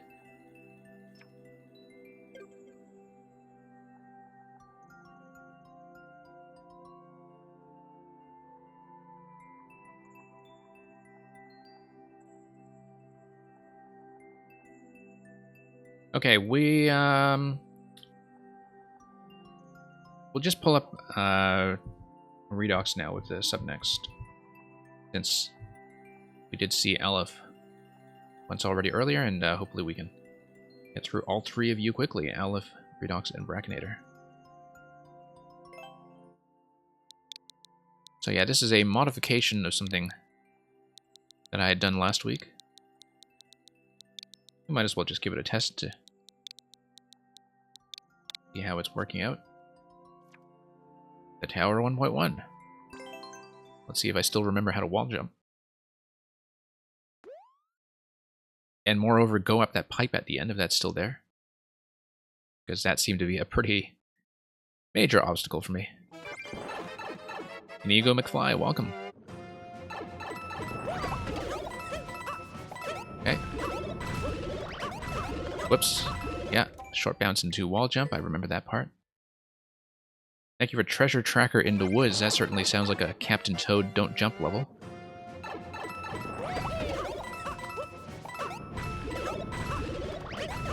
Oh, whoops.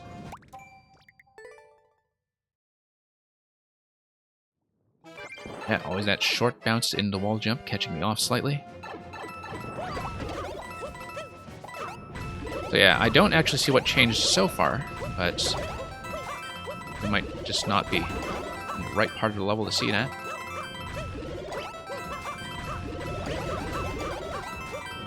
Okay. Whoops. Oh, I just slipped in a wall jump there. Almost. Fairly decent attempt.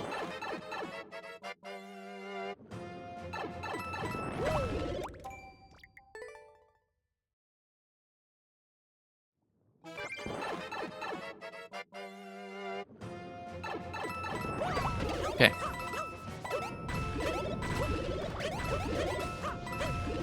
Yeah, a little bit low on that first wall jump after the low bounce. It's always a bit of a tricky timing.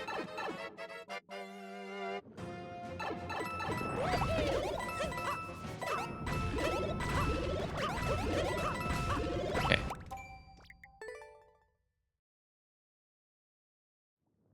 Because as I was saying with the previous version I looked at, it is very difficult to think of many circumstances where short bounce into wall jump is something you need to do, and so there is a bit of a gap of unfamiliarity to get over when I see something like that.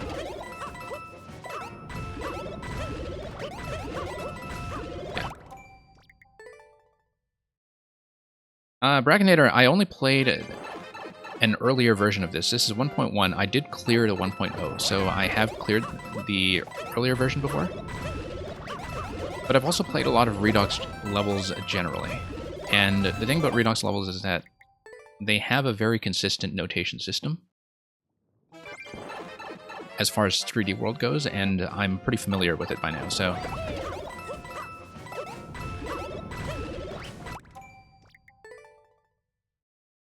just from playing a lot of the other levels, I find that I can do to read relatively quickly. Like you see the 2 coins together like that, and that's long jump, for instance.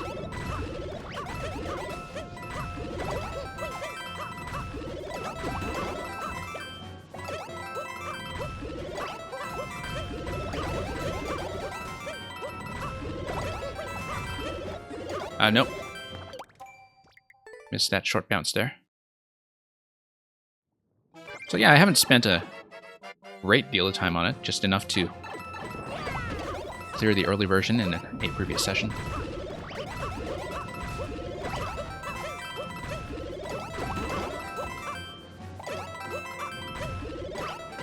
Whoops. No, I needed that shell. Yeah. Yeah, Inigo McFly, it's not too bad for the most part. There are a few specific spots that are hard. Because I do have some trouble sometimes with doing wall jumps in a very quick and precise fashion without slipping. And you really don't have the flexibility to do that in this level. So for example, I'm failing at that spot because I'm slipping too low into the first wall jump. Thank you for the follow.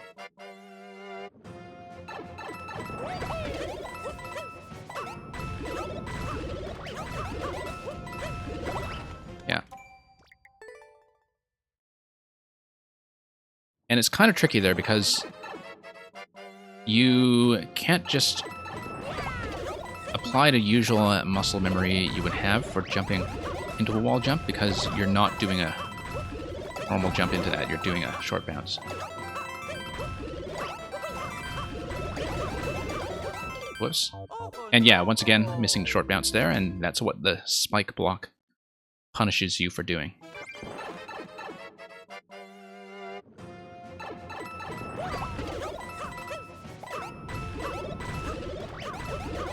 Whoops.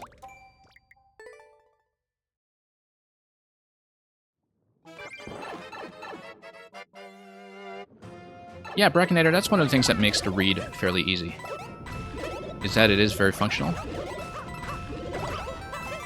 But in a way that's still pleasant to look at. It's very easy to see what is relevant to the jumps that you're making at a time. And it's not over-indicated either, which sometimes introduces a little bit too much noise. And here, it's pretty much just coins, except for the key blocks that are for short bounces. And the wall jump locations are also marked by the hard blocks, so there's no ambiguity as far as what the intended wall jump locations are.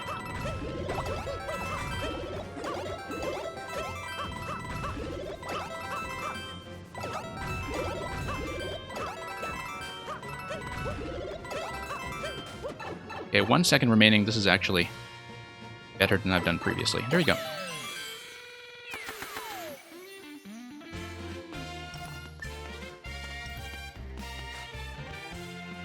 Yeah, so I hope that worked. I don't think I was really that attentive to what revisions you might have made to account for the change in shell timing, but the shell timings actually felt more approachable to me than they did the last time around, so thank you for that. And let's go down to list. Currently, list looks like this. Let's go to Aleph Sub-Zero for a new submission, which is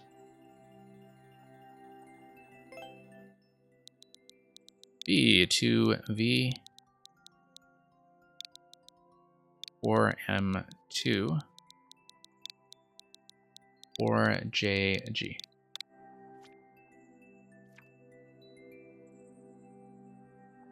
Yeah, Inigo, if you think that style of level is pretty appealing, I mean, Redox does have easier stuff that's done in the same style. The first time Redux came here, I could not beat his levels. But I found that, the more of them you play, the more you get used to what they are doing with the 3D world physics and just how to read the thing generally, and they get easier as you go along. Just comes with practice. So here's Candy Castle's Clown Car Chaos. Candy Castle is under Icky's control. Climb in your clown car and chase him. Okay. I commend the considerable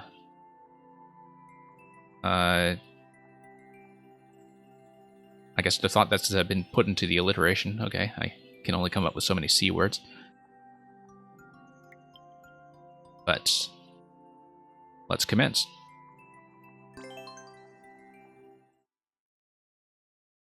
So this level is absolutely getting revised because the boss appears harder than you intended. Okay, so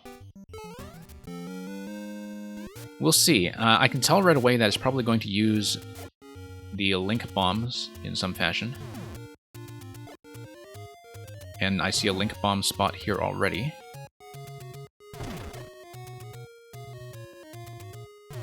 I feel like the Link Clown Car interaction is one of those things that even though people were aware of it from day one of the Link patch, it's still not used all that often. And I do know that one of the things that people don't necessarily know is that you can do the bomb kick.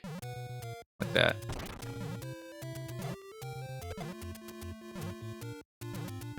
It kind of looks like, though, that...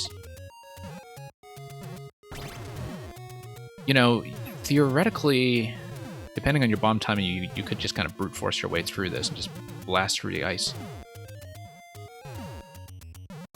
Looks like this might have to do with bomb timing or just arrow shot, maybe?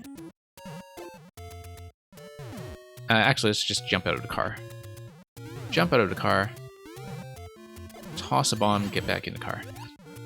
I didn't check the Goomba spot, or the Goomrat spot that was in the top left of the level. I thought it was an alternate path or something, but maybe it's just a bonus. Okay, so here's a replacement car, unless we do in fact need two. What if I dropped a bomb into it, and then... Okay. That actually did what I thought it would. In case we need to escort two cars. I also see... that...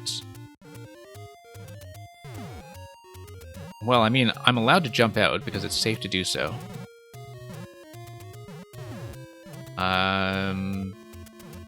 But I would basically want... Let's bump this guy to the left. Lead him up. Maybe we can... Oh, whoops.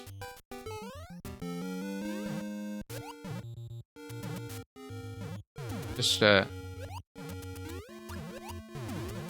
You know what? If I jump on top of the bullet, then I can do that. It's tricky, but you can do it. And eventually probably hit the switch with the arrow.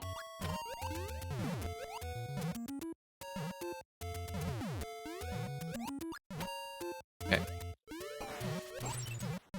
Make sure the clown cars don't just disappear on me.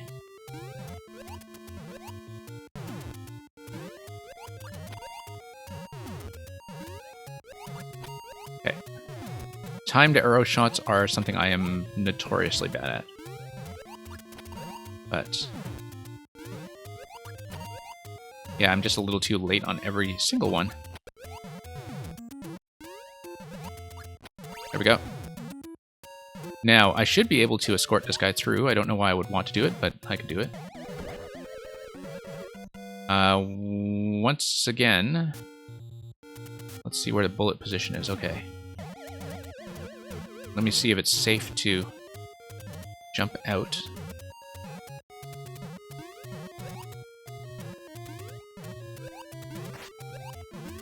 Yeah, I can't pull out a bomb in midair. I do need to...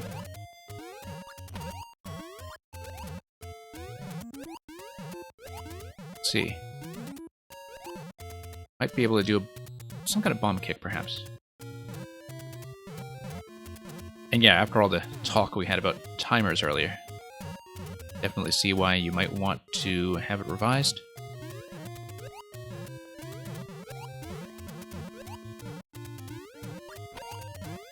Yeah, I don't think I really have time to do the arrow method. I probably just need to do some kind of bomb kick. So for example, let's say I drop this. Okay. It'll just take me a moment to puzzle out what to do with that segment. 7Soli7, welcome and thank you for your maker code. And yeah, Earth Severin, I don't know why you removed yours earlier, but want to resubmit Spin Jumps will work too. I mean, maybe we can take a look. If you have to go, that's fine too.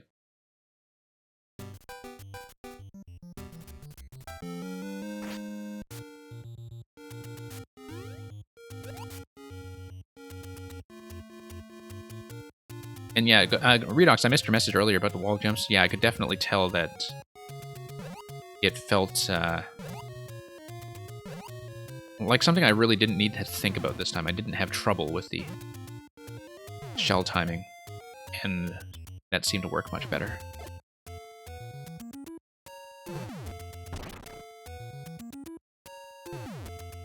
Anyway, going back here, we'll once again do the shell kick. Oh, I don't need to do the shell kick, actually. The Koopa shell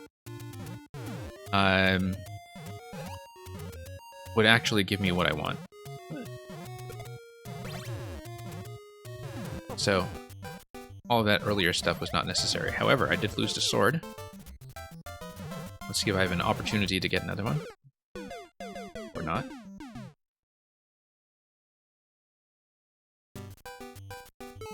And, oops. Let's grab the sword.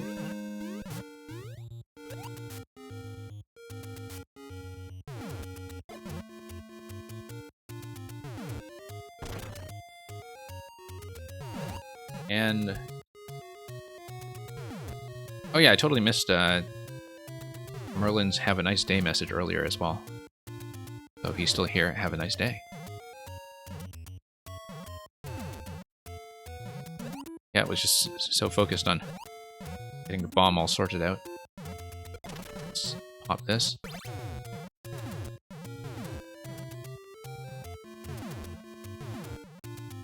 Okay. Looks like this marker is encouraging me to use an arrow, but we'll do a bomb. Oh, okay, that's okay. We have more swords over here. More swords adventures. Okay, so I know the method that I preferred for this, which was to jump on the bullet to get some extra time for the arrow shot. I don't know how you can do it without the bullet, which is... oh, I know how to do it without the bullet. You just bomb this stuff on the left and lower the bullet blaster. Okay, I've got it now. I understand.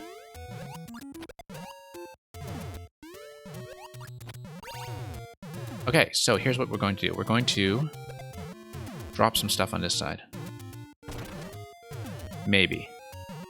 And that feels timing dependent in a way that is possibly unintended. I was thinking that if I drop the blaster, then I can give myself a bullet, but at this point that seems difficult. Hang on. Let's do it this way. The other thing I can do is actually just bust everything down here.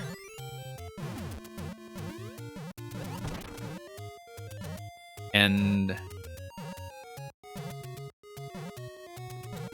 oh, let me think about this actually, because let's say I hit that switch and head over to the other side.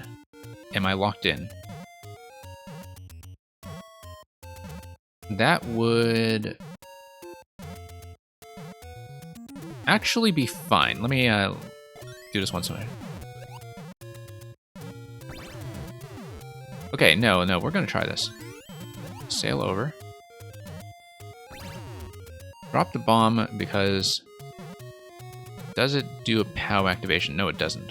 Within 2 squares. Okay, never mind. So this was probably less than intended. It's okay. Let's see if there's something I can do.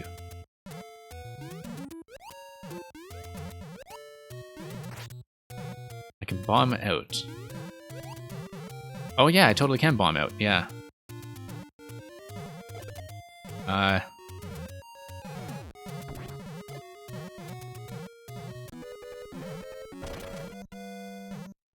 Except, of course, that's going to be a little bit of a difficult slot to work with. If the blue blocks were still active, then I could just get on top of here as Link and bust out that side. Yeah, this sort of double gate here, though, is interesting.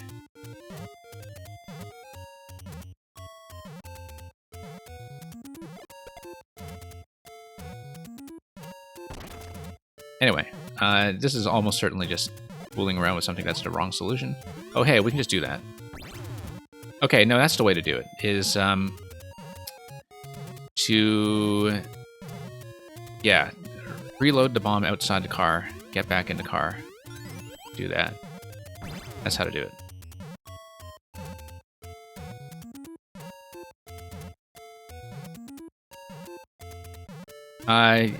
Yeah, I guess you can do that. I didn't know that either. That seems like a really interesting puzzle interaction I should use, in fact. Seems like there's a lot you can do with that. That would be unconventional. So, for example, you come here. I have 20 seconds, so I'm just fooling around. Jump out. Move all the way up. And do that puzzle that way instead of fussing with the arrow shots. Okay. That just breaks everything on that side.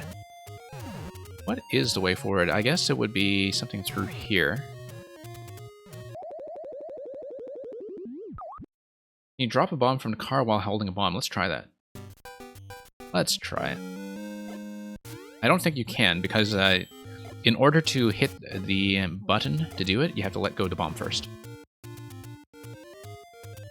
So the answer is no.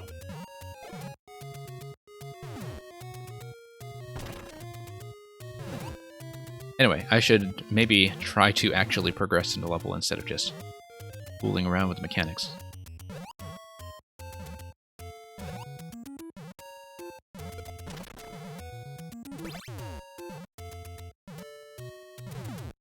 And okay. And hey Nugs, by the way, thank you for Toad's Vacation Ruined. Just caught up on notification for that. Let's toss this.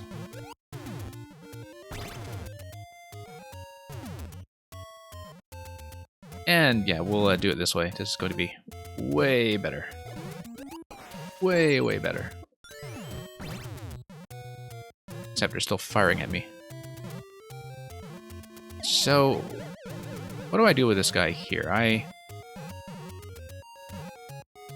probably want to drop a bomb when the state is off and then drop another one.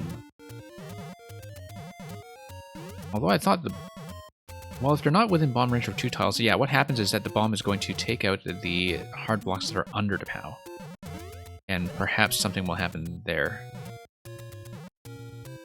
In terms of something activating the POW hit. So let's just do this one at a time. And what I'm going to do is I'm going to drop a bomb. Oh, I can't grab a second one, I think. Drop a bomb. I actually can't pull out a second one. That's interesting. I did not realize that. However, if I charge an arrow shot, let's say, then no, it doesn't preserve. What about a bomb from the car before Link's bomb is blown? Yeah, the thing is I'm limited to 1 bomb at a time, so it doesn't work.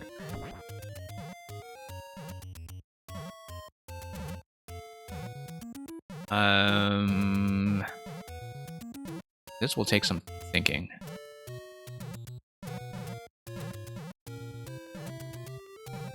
Yeah, because I was hoping to have 1 bomb here, and then toggle the switch.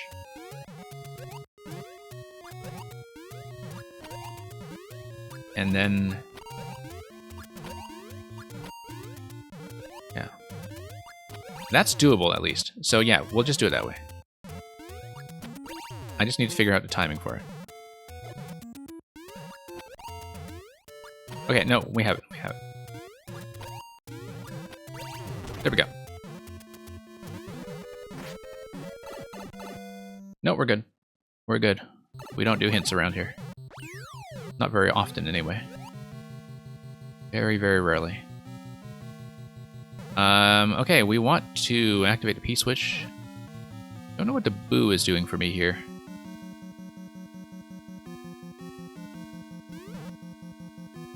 Unless it was implicitly like a don't look thing. But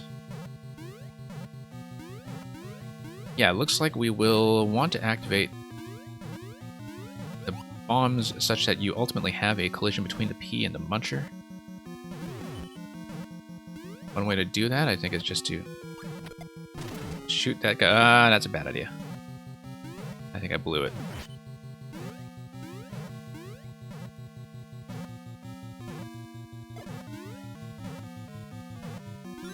Okay. Never mind. Yeah, I need to light the bomb. I did not need to displace the bomb. That was the wrong way to go about it.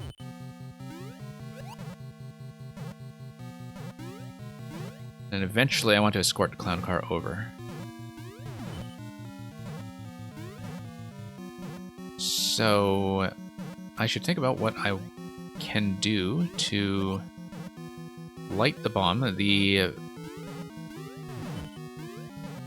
placement of the fire piranha plant is not going to do it for me. But yeah, I feel like I wanted to do something here to activate this guy on the left. Boo. What's the boo doing for me? Oh, whoops. Okay, no sword refresh, unfortunately. I think we may just be dead. Okay. Boo is an anti-soft lock mechanism in case I get stuck in a P-block, so that makes sense. That's how you know this is a puzzle level by a troll designer.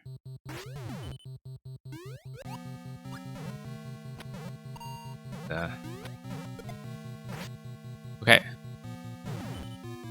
So, we already know it's not going to be this, but I feel like this is breakable with a timed throw, actually. I mean, it's a terrible way to do it, but it is doable, in theory. Let me take a look at it to see if I can manipulate the position of anything here. Like moving the piranha plant somehow? No. What else can we use as a source of fire for activating a bomb?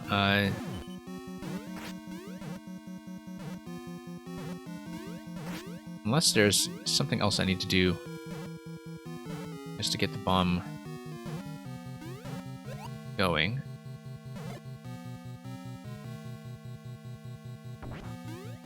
So what? Yeah, because one thing I can do is bomb position here. Actually, it would break that block. That doesn't help.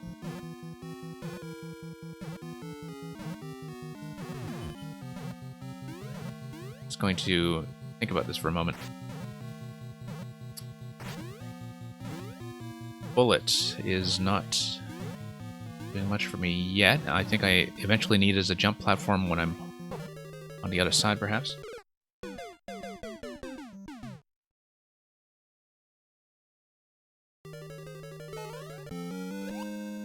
Okay, so anyway, I don't want to tip the bomb the way I was doing.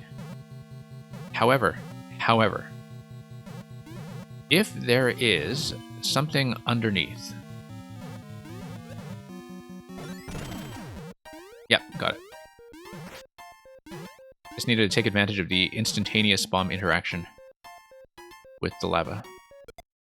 Oh, that's what the boo is for. That's what the boo is for. Now we know from experience.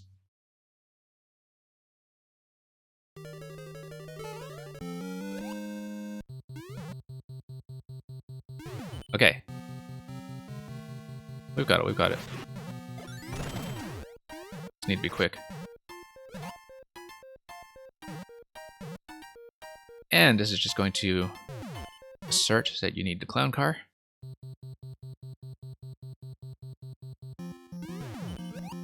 Okay, this is going to be a battle where it feels like you are restricted to a diagonal shot into the on-off unless you need to pull the bomb or something. Yeah, let's try to do a bullet jump followed by a diagonal shot.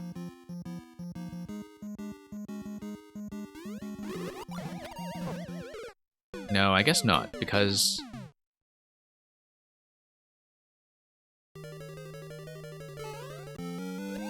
I mean, the on-off switch is blocked on both of the diagonals. I'm just trying to determine if that is a precision check. I didn't know that it would be something that you could activate from the corner, if that's what's being implied with the arrow. Like, I would not have thought that shooting it in the corner would actually work. So maybe it wasn't such a good idea to do it. No, this is... I was not reading this properly. Okay, never mind. I just didn't even look at the other bumper.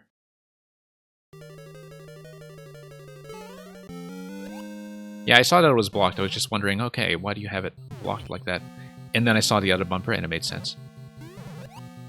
So, that's a lesson in actually scanning the boss room before committing to a strategy. Yeah, I think I hadn't scrolled far enough to really look at that. Whoops. Oh, got a bit jammed here. Okay, we'll just grab sword.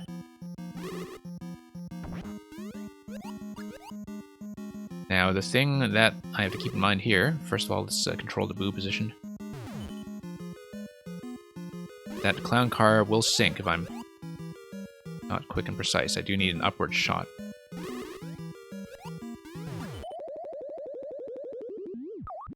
And also, I can't just do a light tap to get out of the car because I will fall straight through just like that. Let's do this once again. Oh, whoops.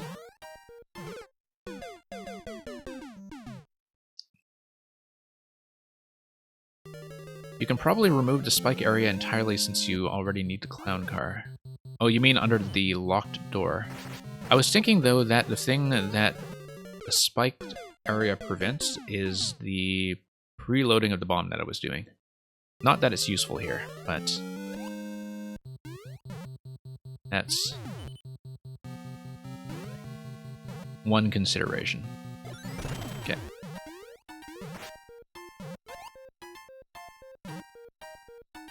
Make it through here. And that's okay, I don't even know what I got clipped by that time. Lead a bullet down. Okay. And we'll do the next one.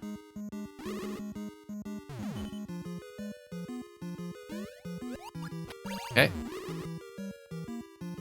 Probably just needing multiple shots as always. I mean, I can't quite see, of course, what the presumable drop pattern is going to be above Lemmy. Or above Iggy, rather. Yeah, because obviously there is going to be a repeated switch activation that blows up the heart blocks above. Iggy kills him and grabs the coin. I just don't know what it is yet. Uh-oh, I'm in big trouble. That was not what I expected. And that is a risk of the spikes, I guess, is that you have that massive bounce on the clown car that throws it way out of position. Okay.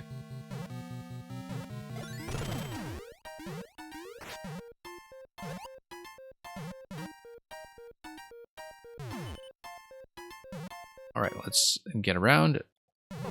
Oh, got squished there once again.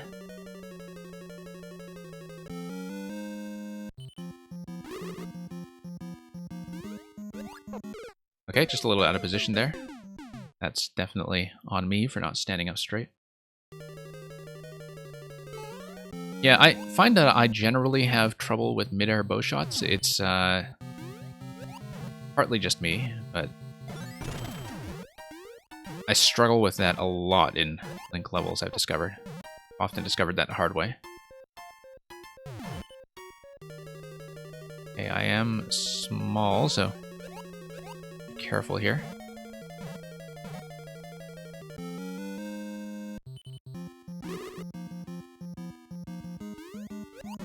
Obviously, the case against making it a sword interaction is that the on-off dotted line blocks would just push you back out.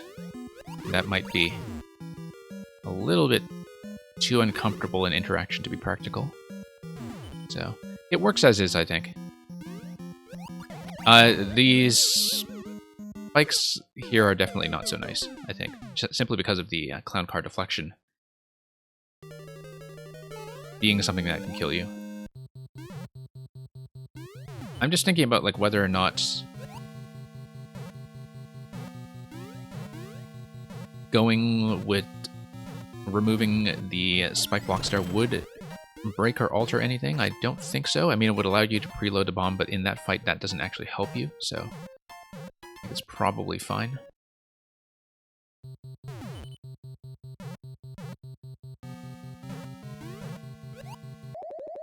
Yeah, that corner there does feel a little bit too tight, like that 2-tile spacing.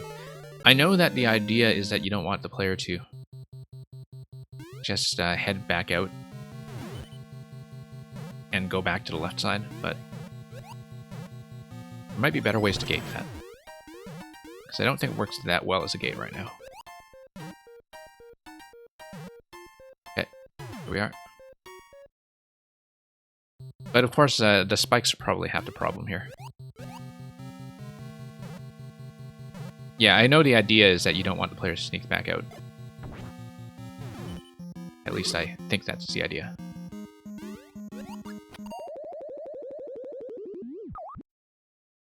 The dotted lines actually trap you. Oh, yeah, that's right, because that's a patch change.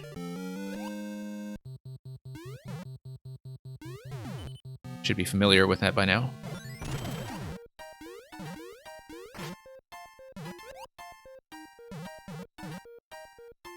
Okay. Slipping right over. Here we are again. Let's... Oops. Oh, okay, that was unfortunate. 2 swords lost right there. Although getting hit has not been a problem here, the issue has been mostly just maintaining my position such that I fall safely into clown car. Okay, let's get another bullet out. Okay. It's fine. It's very satisfying when you do manage to pull it off, though. But here, yeah, I need a higher position. Yeah, I will say that, you know, if you don't know that you're supposed to actively avoid that... Oh, we're dead. That spike deflection, then that can really catch you by surprise. Like, I am actively working around it now.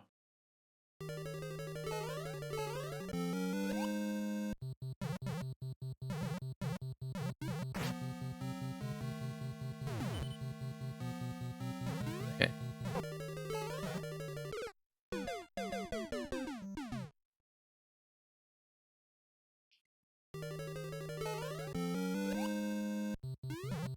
Let's just go back. Yeah. Just need to be much more careful on my end about retaining a sword. I actually did not need to retain a sword once I got the bomb activation. That last attempt was survivable.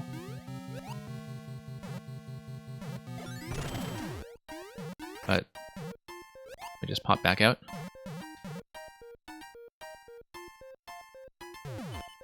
And up we go.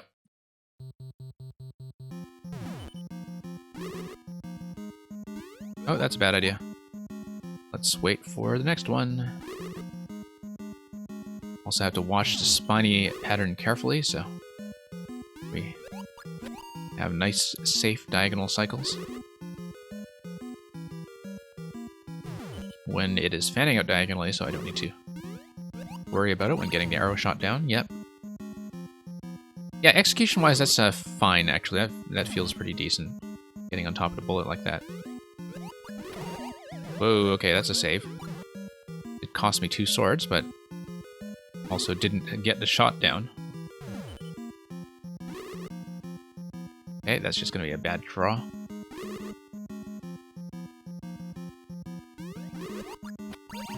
Got it.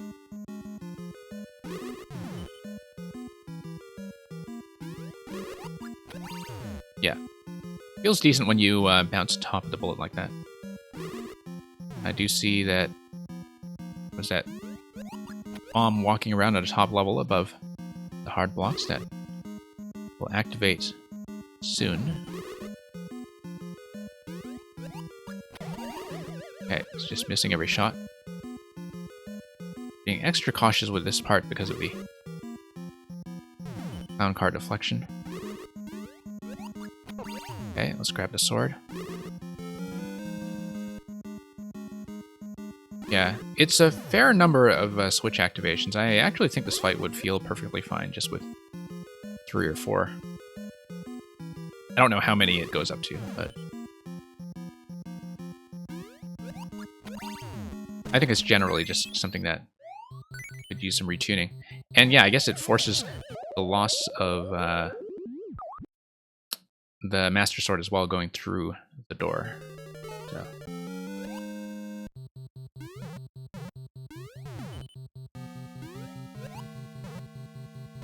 I mean, we already know the Spike Sword problem. I'm not going to spend too long crowing about that. Whoops.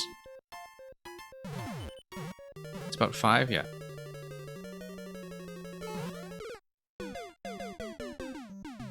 And Bracknator, you were saying it would be interesting if it alternated which side the bullets are firing from? Yeah. I don't know that it would change very much about how the fight feels, but it could, given that right now the bullet is coming from approximately the same location as the spiny shots, and so the way you're tracking them is going to change quite a bit if they're going in the opposite directions.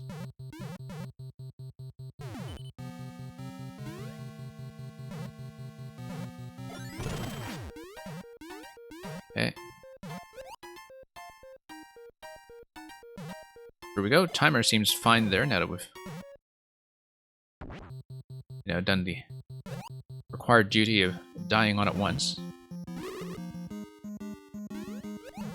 Okay, facing the wrong way. That's sort of interesting, by the way, that if the boo has come all the way here, like, you do kind of endanger yourself because you have to face right the whole time just to get that shot off. But that's assuming the boo makes it over here, which is not always going to be the case. Sometimes you have to deal with the boo, sometimes you don't.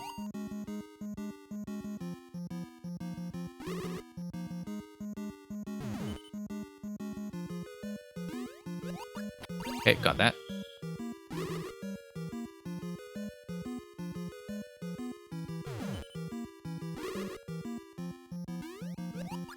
The dodging is fine, though, with the spiny and the eggy projectiles and so on. Like, I think the tuning on the dodging element of this fight feels like it's in a pretty good place.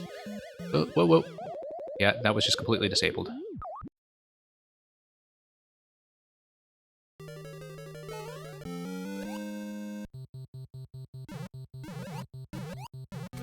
Okay, let's get the boo out of the way.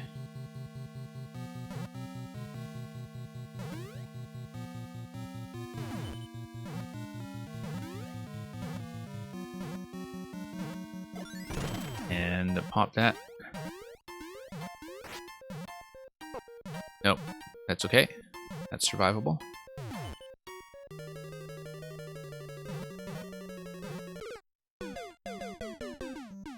The level has a true ending as well as you go down at the flagpole. I'll keep an eye out for that. We'll see how we're doing for time.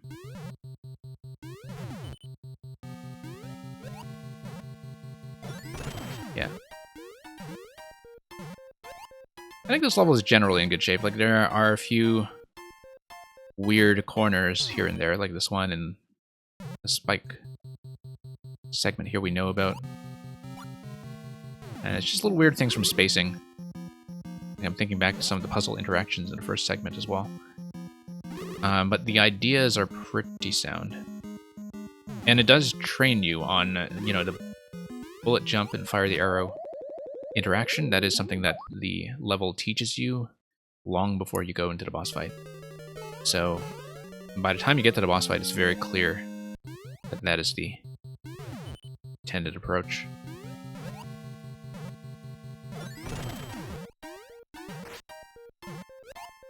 Okay.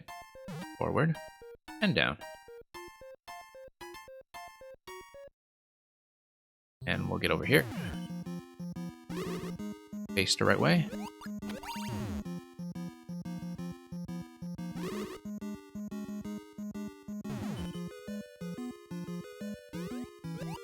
Okay.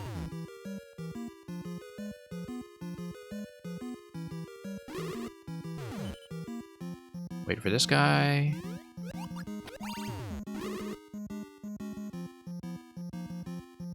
And 2 more. Okay. Got a little bit zoned out by the projectile there, but that's something we'll work around.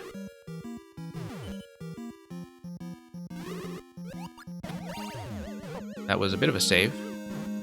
That was a lot of a save. In fact. Wait for the bullet.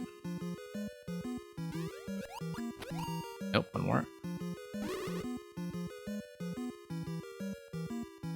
It's kind of funny that the arrow almost encourages you to shoot that from the side. There's no way you can shoot this from the side unless you're very precise. I find that doing it from the lower diagonal is consistently better. Like, much, much, much better. So, in some sense, I find the arrow to maybe be slightly misleading. It does draw attention to the bumper, at least, so it is useful to have an arrow there. Anyway, you were telling me about the true ending, which... I see we have a checkpoint. True ending. Yeah, we'll do it. We're right after a checkpoint.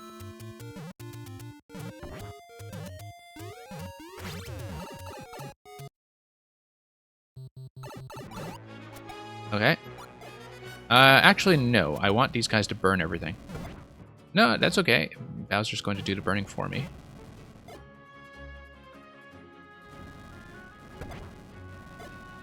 So, given that, I don't need to think too hard about retaining these. I can just get rid of all of them.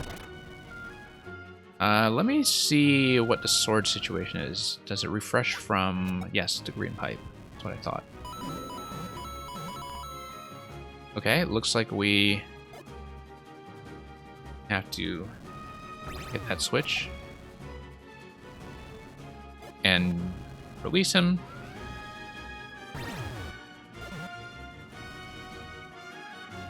Don't know how many bombs it's going to take, but ideally we leave the on-off switch to on. I'm just going to do this from the right side, because that way we don't run the risk of losing access to the Master Sword.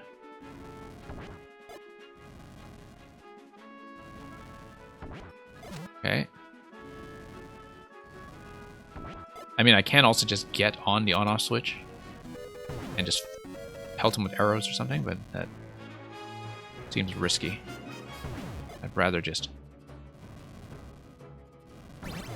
use the bombardment strategy.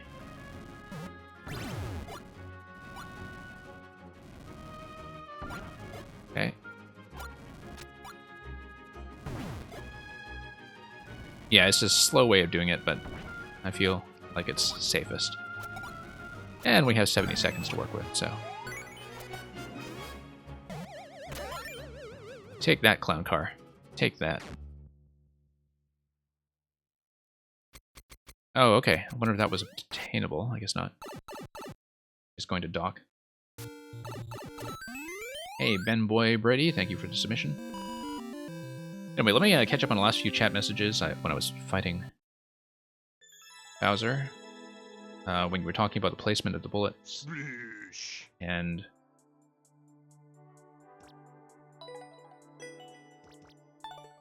Thank you for the follow and for the 100 Trials 1-7.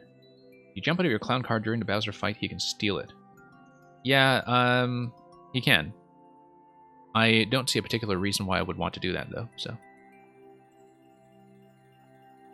And by interesting, you mean losable, yeah. So let me mark that as a win. Ben Boy Brady, you are limited to 1 queue submission at a time. But if you ever want to just trade out a code, you can just tell me when you're called up. Or you can use leave as the bot told you to. But we're fairly casual about all this. So let's see the current state of the list. Brackinator will be up next.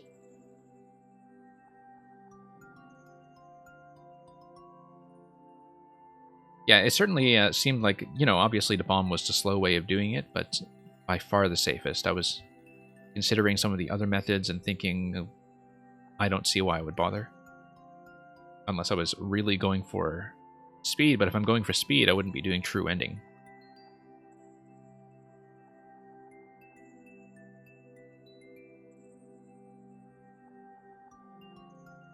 So, Brackinator, let's... what are you auctioning, Ben Boy?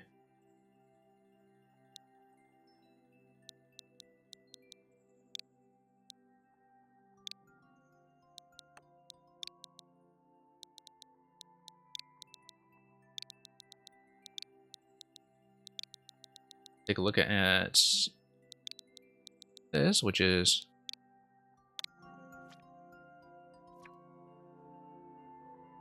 Link versus Thwomp Shell Keep. Link must master the mashers or become mush. Right. I think you showed me an early version of this or something very similar looking at the title image. I recognize this. But yeah, always welcome to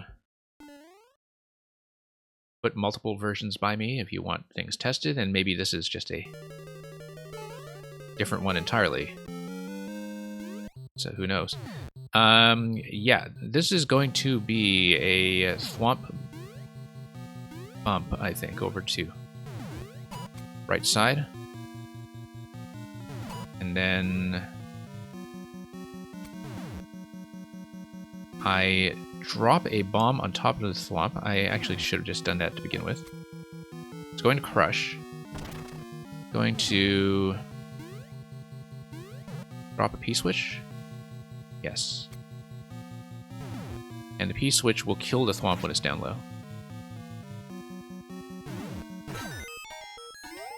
And, as the clue indicated, it is holding the key.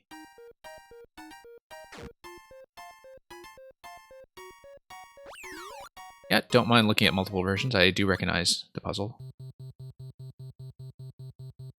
Okay.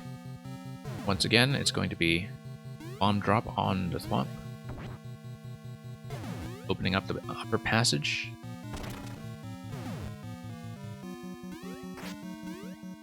And then grab the bone shell. Toggle that for now. Yeah.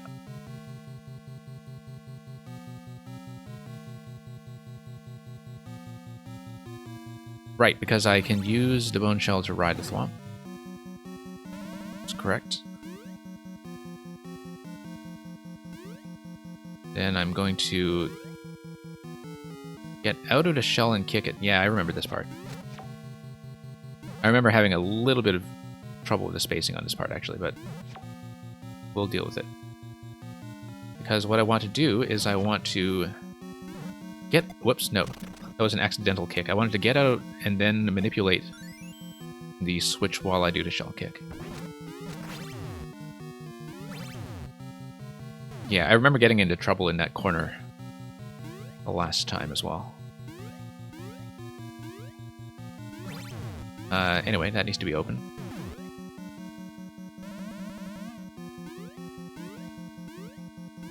And yeah, we'll just come down once again.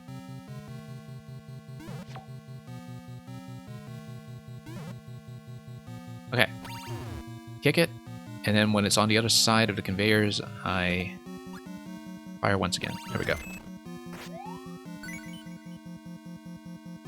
And then I want to take the shell once again to get up top. But I need to do so with the state reset to on so I can get through the key door. That's fine. We can do that. The way I was doing it before was with a timed bomb drop. Okay. coin. What's up here? Oh yes, a 50 coin. We can do that. Alice Sub-Zero, thank you for a hat trick puzzle room. We'll have a goal and an assist and a fight. Beauty. Gordie Howe hat trick.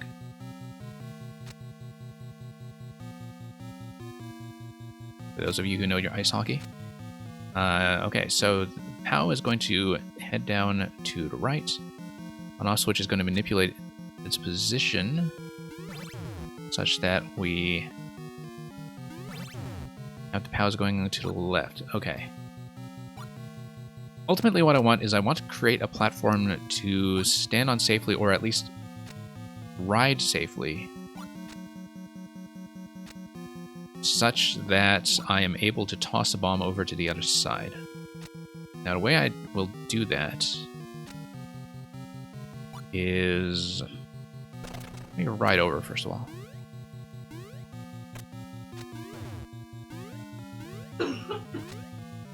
Yeah, I want to manipulate this such that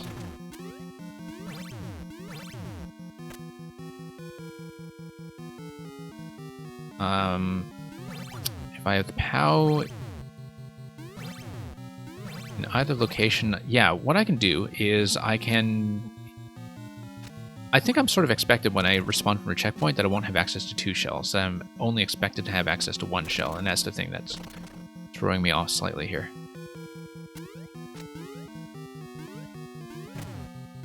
Because then I can come up, I can... yeah. So for example, let's say I drop that. Does the POW land? Not quite. Okay. And actually, when you claim the shell, it respawns regardless, because once you are wearing the shell, then the pipe considers the shell as having been consumed.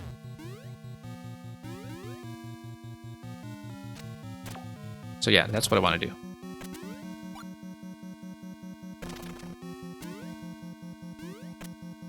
And then now,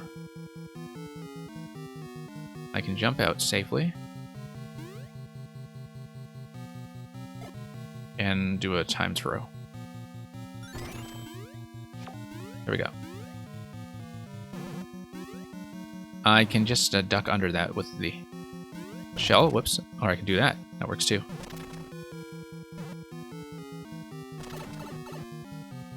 Yes, I will have infinite shells due to the spawner. Yeah, that's correct. And Ben Boy Brady, don't worry about having to pop off and come back. As long as you're here when you were called, that's fine. I completely expect that some people will either lurk or go temporarily AFK every now and then.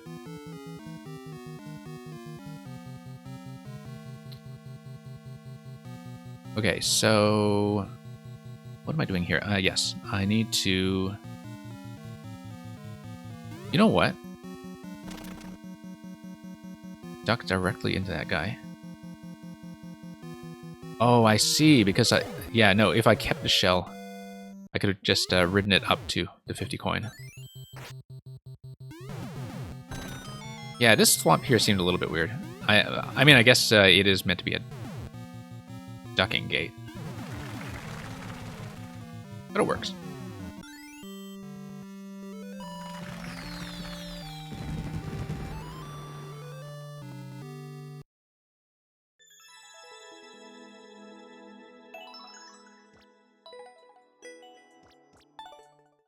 Okay, Inigo McFly.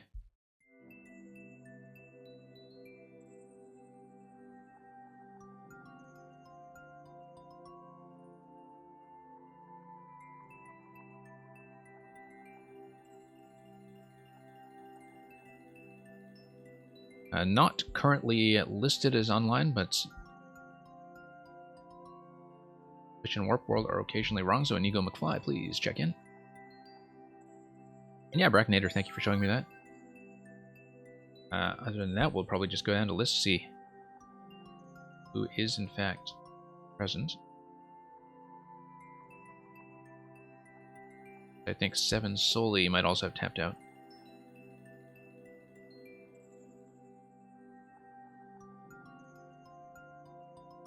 And Hey Nugs may also have tapped out. Yeah. A couple of people seem to have gone, except Twitch may just be totally wrong, so. Inigo McFly, we're going to bump back for the time being.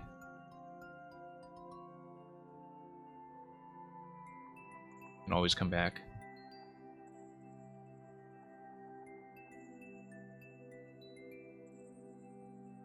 Evan Soley. If all the people ahead just dropped, it may actually be Aleph Sub-Zero who is next. Ben Boy told me that he would be kind of hopping in and out, so we'll just bump him back one spot. It's not here.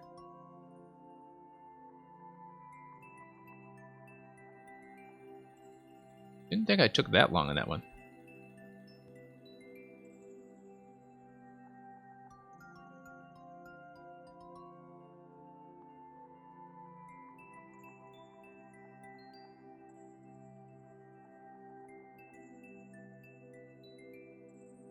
We'll just do one quick check for Hey Nugs. It's too bad. I saw all those titles from some of these submissions earlier, and there seemed to be a whole bunch of Toad-themed levels that mildly intriguing. But they'll just have to come back.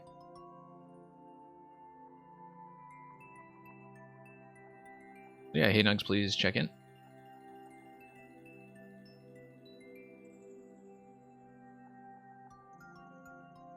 Failing that, we'll just continue on.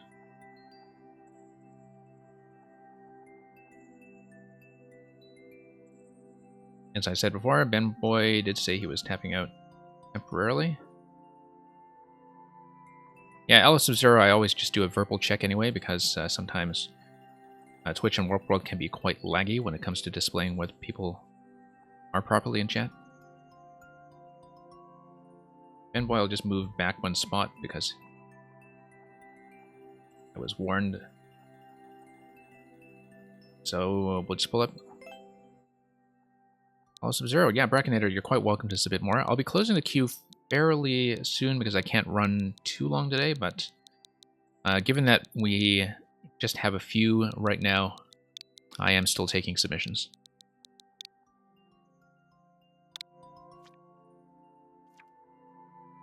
Okay, so Hat Trick Puzzle Room. This puzzle requires quite a bit of skill. Try not to spaghetti. Looks like we have a selection of 3D World hats, at least in the previous screen.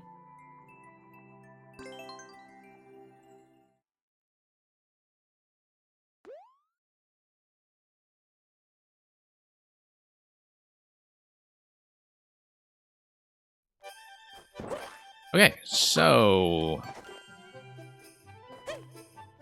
propeller. Let's save some propeller shots, although we can just land on the ground, so. Looks like that is a cannon spot.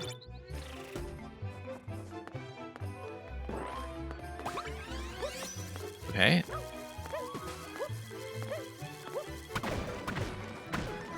And then we grab the propeller again. Yeah, just need to backtrack and redo this set of interactions to open up the pipe. Also, curious about what's up here. Nothing.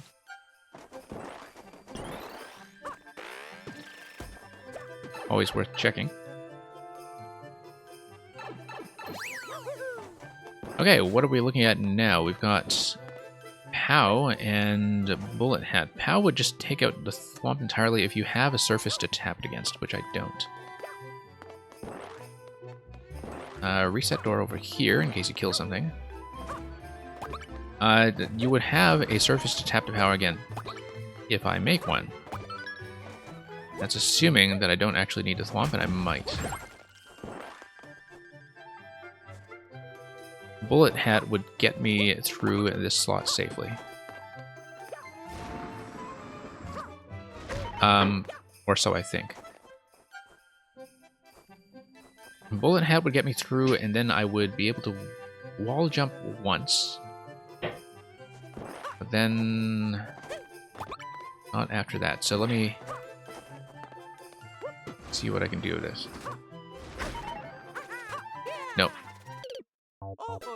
That's not the way. However, hitting that question block on the right side does activate the on-off. Might possibly... Well, we'll see what we can do with that.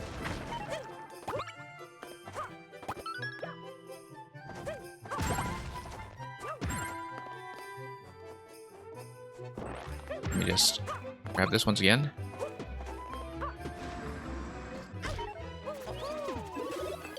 Okay, no, I was hoping that it would be something like a spike ball that would give me an instantaneous activation on the P-switch, because then what that would do... Oh no, I have access to the propeller. I completely forgot about the propeller. Okay.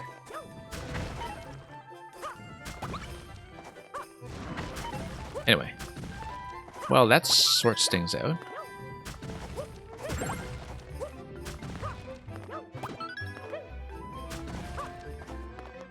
Except, of course, I need to get over this spot, which is easier said than done.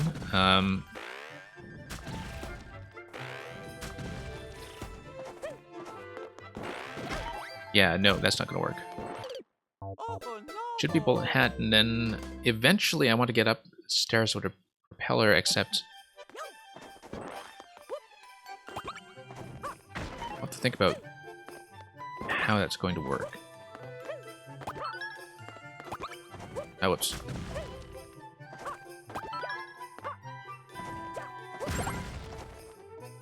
Move this guy over. P-switch does what over here? This is kind of curious. Also, there's a door, but I believe the door is just a reset that brings me back to the start. Here, I haven't actually checked that yet, to be sure. But yeah, bullet hat gets you through safely. Does not really keep you alive long enough to activate the on-off switch. Unless I do a somewhat precise series of wall jumps. Taking a propeller hat through this slot does not look advisable, but I can try it. Yeah, no.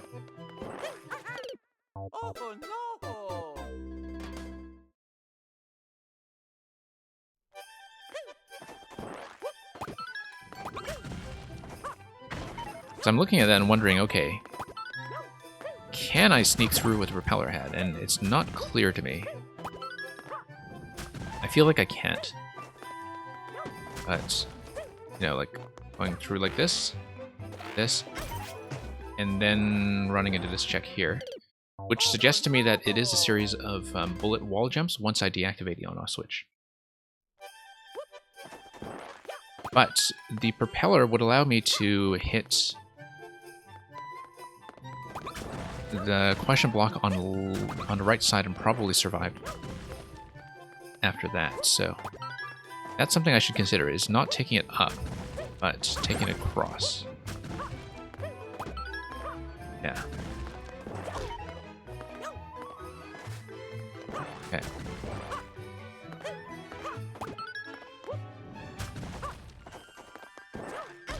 Okay.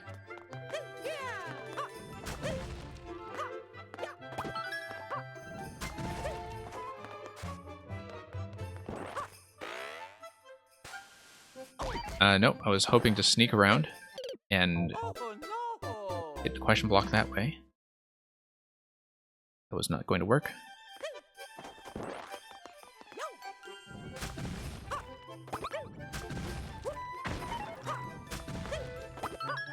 Other thing I can do is take advantage of the fact that if I take the reset door, the bricks stay down, but the thwomp comes back. That doesn't really help me here, though, because the thwomp would still be stuck in this position. But that's one thing to consider as a possibility.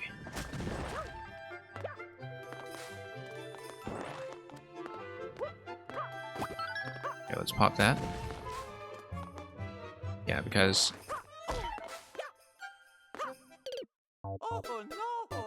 taking the bullet head upstairs is probably the way to go.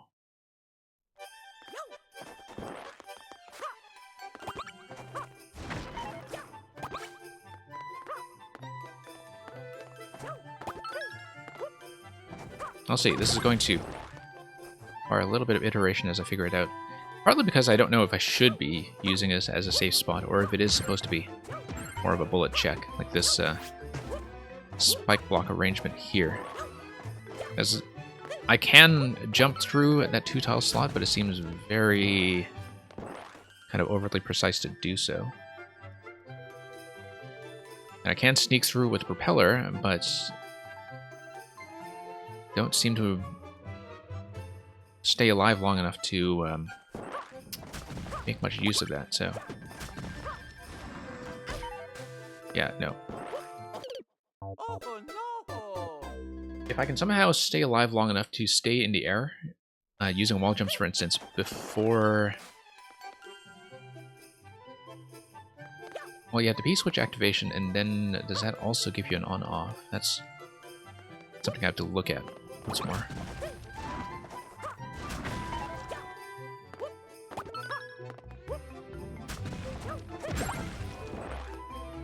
Okay, that's going to be taken out. If you come back... oh, you know what?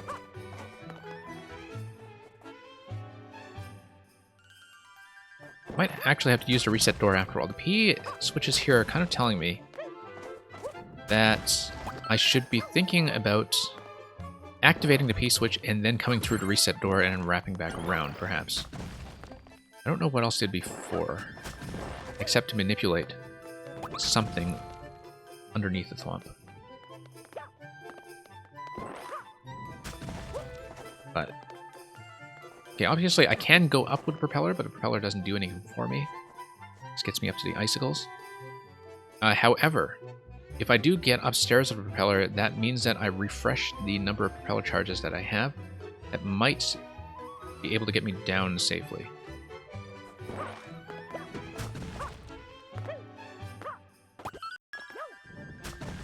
Let's try that.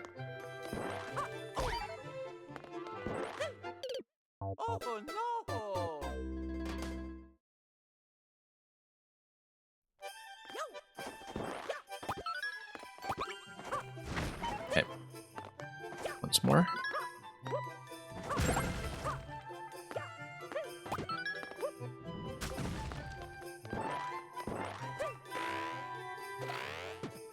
Okay.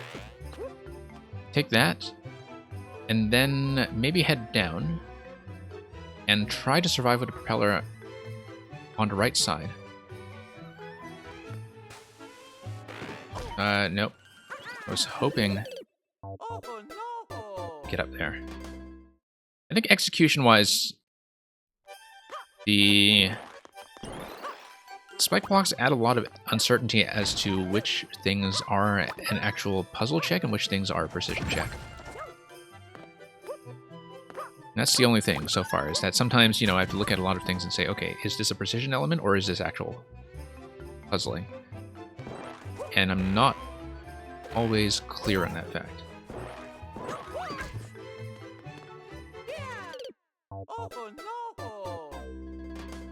Because it seems like I should be able to preserve the propeller and hit question block that way and also survive long enough for the on-off to be activated and for the spikes to all be deactivated.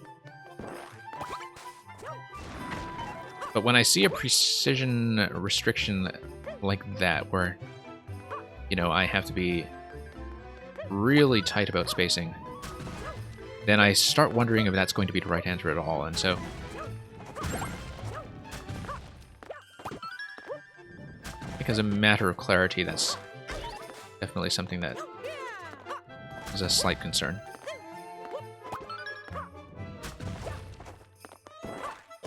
Okay.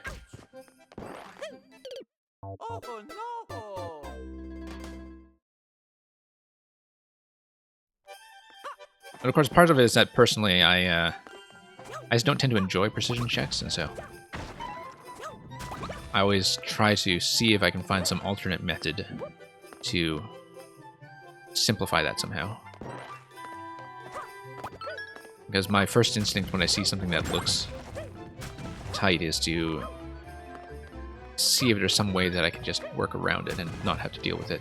Like, for example, taking a bullet hat through here. instead of jumping. Yeah.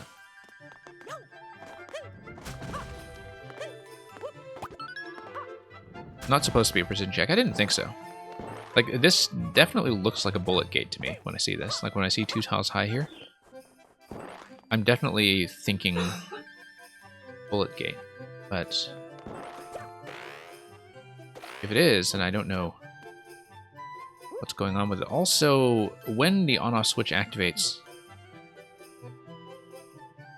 one thing that happens is that this becomes bouncy.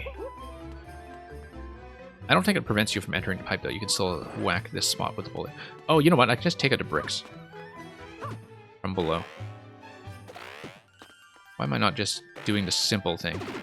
No, I can't because I'm not big. Okay. I actually have to have the... Okay, no, that's why I wasn't thinking about it. I knew there was some reason I wasn't doing that.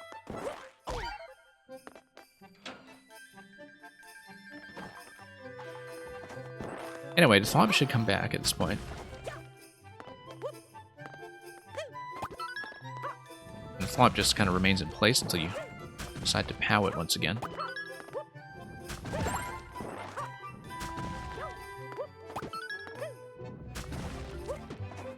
Well, if it's not a precision check, I wonder if I should be thinking about a propeller to begin with. The other thing, too, is that the P-switch activation with the bomb doesn't... Or rather, when the bomb comes up there, it doesn't activate the on-off. That's not what it's doing. So the on-off switch in the top corner, I mean, I need to activate on-off somehow, but that's not the way to do it. Can I go into a previous room? Yes, I can, but that's not going to help me.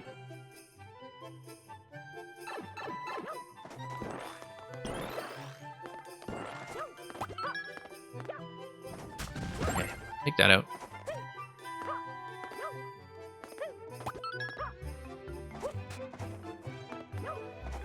Yeah, because using the bullets would do what? Okay, I can kind of do the bullet jumping sequence that wall jumps often and turns back to the right. Let me see if I can execute that. I'll just practice it a few times here. So the idea I have is that, you know, you do this and gradually scale your way up. It doesn't seem like it gets me high enough to do that, though, because I do need to do a bit of a drop in order to start that properly.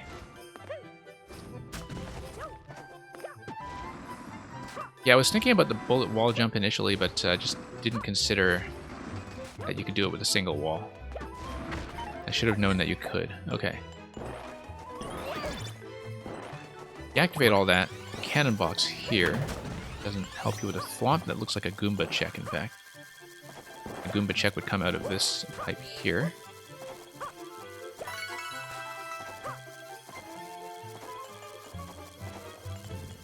And so, yeah, all that was done. So, I need to come back. Pop back out.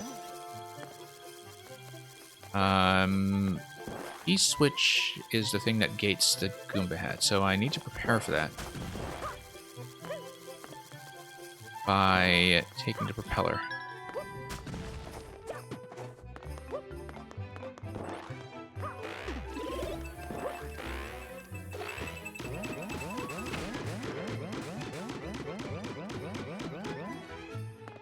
Oh, because when I hit the on-off, I'll have to come back out safely, won't I? But then that's fine, because I'll have the Goomba hat up top.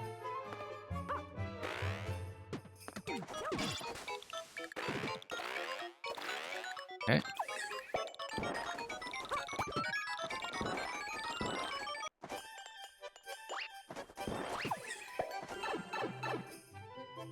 Yeah, that's fine. Just one sticking point earlier from not really thinking. I mean, you know, happens every so often that I overlook a solution because I tried something close to it and just wrote it off much too early. It is actually a fairly normal thing that happens. If I reset, I should be able to get more propellers.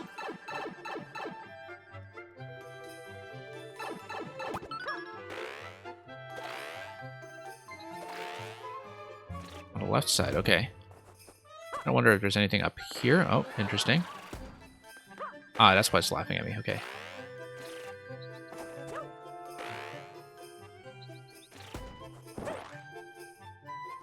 Oh, flagpole, okay.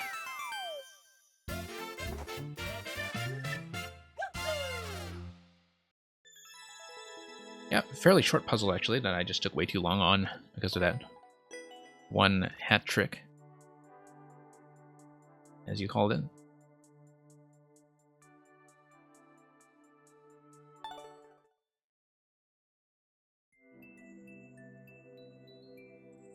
We'll mark that as win.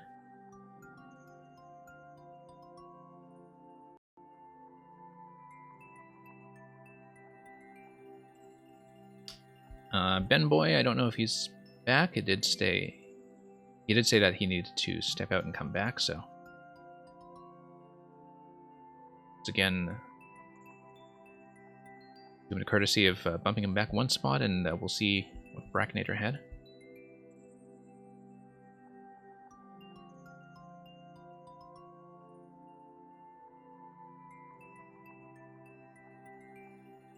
Yeah, I'm probably going to close up soon, just so I have control over when we wrap up today. But one thing I may do is go back to the Progan Mushroom level that we saw at the beginning of the stream, if we want something to fill time as the final thing we do today. But we'll see how long some of these are, and I'll continue to take more repeated submissions from those of you here.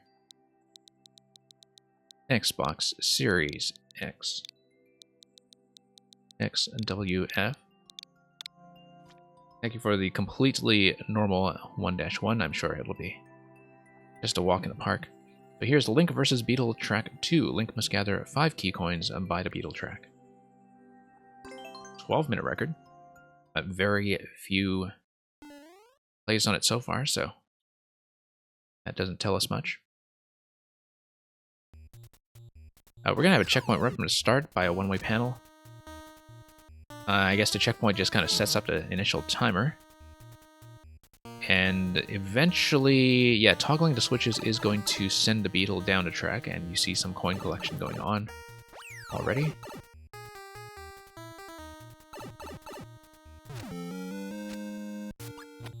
Okay. And yes, I need to just ride the Beetle over.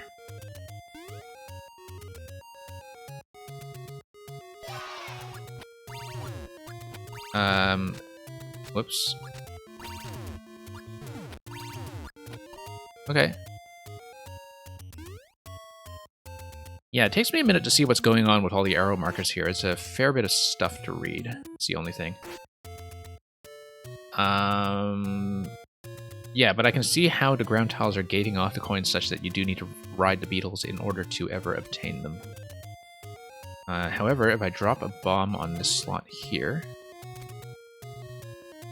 then I have access to this guy, and that allows me to... Let's wait for the beetle.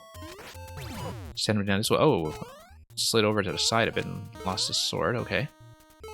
Don't know if that's going to be reobtainable. There we go. Of course, the beetle will stay loaded on the track because that's what tracks will do.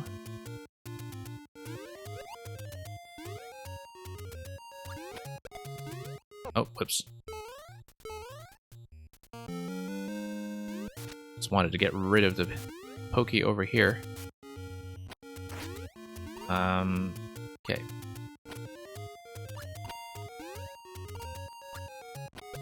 We'll ride the beetle back up. And then I can send it either way depending on when I decide to hit this. Let's get rid of these guys. Let's go left first. Yes, so it's kind of a non-linear thing where I can send a beetle whichever way I want. and that will determine which part of the level I see. Yeah, it looks like that's the part that's right by the key door, so that was actually supposed to be last. Let's go back downstairs if I can do so safely. Need to find a way to do that. Oh, I guess this would have to be last, because you don't have a way back, right? Okay, that was not clear to me. So, we'll just do that again.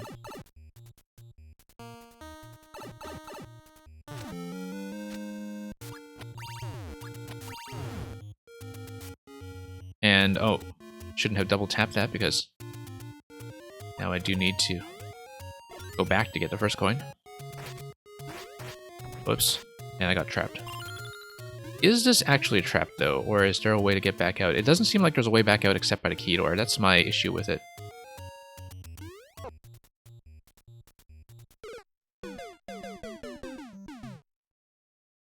I mean, if it were a little clearer that that absolutely had to be last, then that would be understandable, but it feels like it needs an exit door that resets you back out if you choose to do it, because the player isn't going to know the intended order, right? So, let's wrap it back around here. Unless there's just something with it that I'm not reading correctly. No soft locks. Yeah, no. I mean, it's not a soft lock because you can die, but it's probably not supposed to be an SD lock either, is it? There probably is something I'm just missing with it that I wasn't looking at carefully.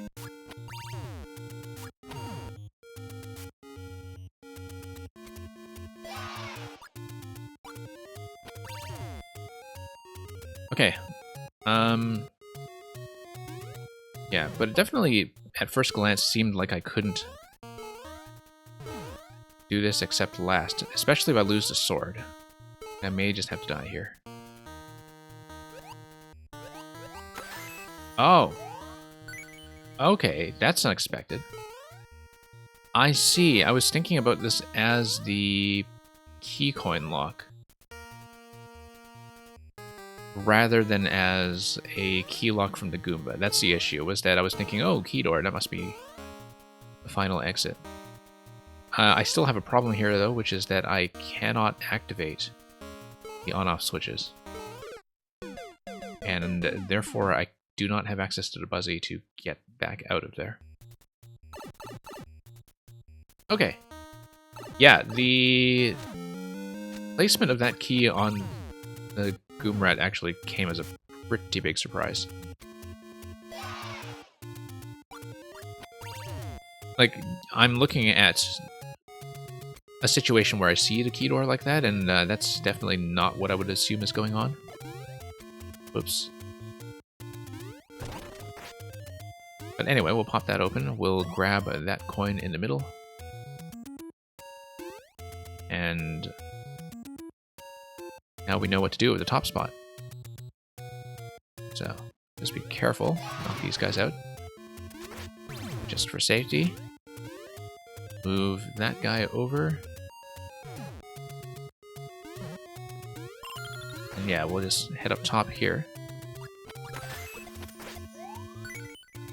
Pop them open. Pop back out. Donut block gives door access. Okay, I guess I just didn't see that clearly. Oh, okay, I think I just misread that then. I just didn't see that spot. Okay, my bad. Donut block? Which donut block? That's okay, we'll worry about that later. For the time being, we'll just head back here and send this guy over to next track here. I like the nonlinear structure of it, though. I think that is something that's pretty neat. And as the title was saying, this is already episode 2 of whatever it is you're doing with the fuzzy setup. Now, can I get him back here? I feel like I need to reset this segment and come back here because I missed the opportunity to get that coin. Unless, of course, that works too.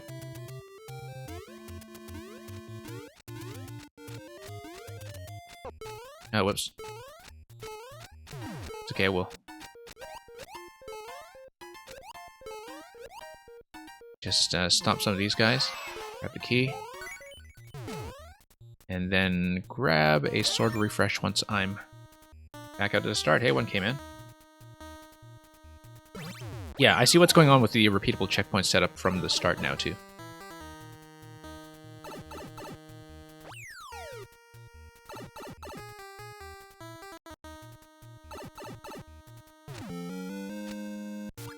Yeah, I think there's definitely a tendency, Brackinator, when people see pink coin setups to just kind of assume that that's the only key they'll be working with. One alternative would be to have something like a P-switch with a P-switch door. Like a P-switch door would work well if you, of course, refresh the P-switch in such a way that you can regain access to it. Because it would also be visually clear that that's what you need to do. And it would be a kind of gate that is still using your door budget in the same way, but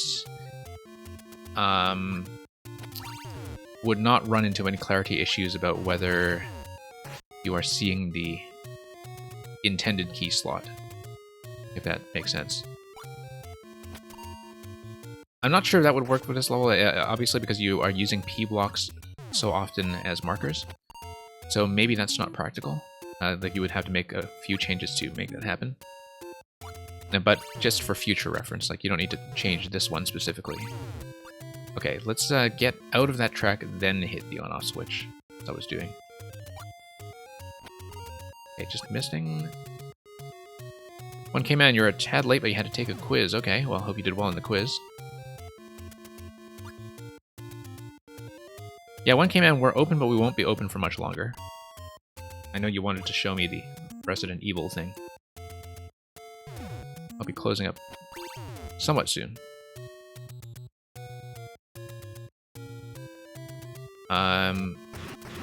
Okay. I do want to send him to the lower right side. There we go.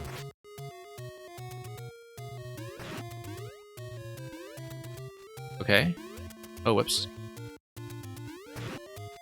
Wasn't reading that accurately, but okay, he's gonna stay on that track, that's fine. Oh! Okay, I just lost him completely. That's unfortunate. But I don't actually need to keep the Master Sword here. That's the first thing that strikes me about this, is that... First of all, I don't know what this P-switch is for. I guess it would open up this, but then there's a one-way panel pointing down.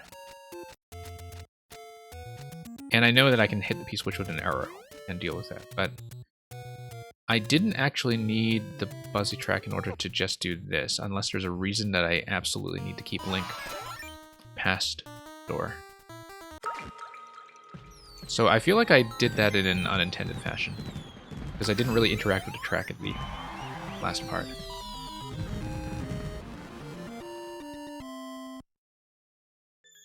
But yeah, interesting level structure. I like, once again, the non-linearity to it and some of the ideas behind the beetle gate. It seemed like the way that some of the beetle gating was working, though, was vulnerable to some alternate methods.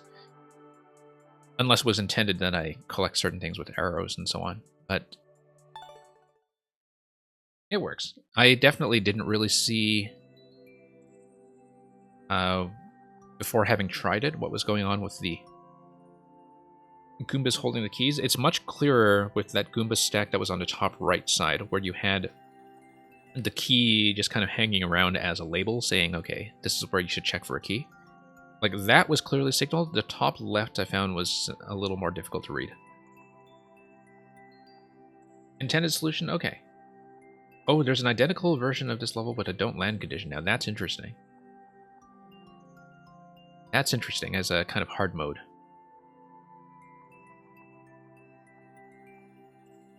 And which would make some of the Goomrat sequences make a little more sense, I guess. So yeah, I guess I played the training wheels mode. Anyway, thank you for that.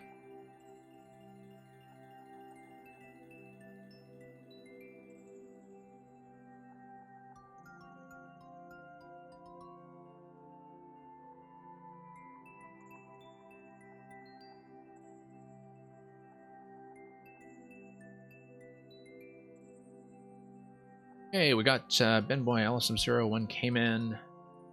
At this point, I will close, I think.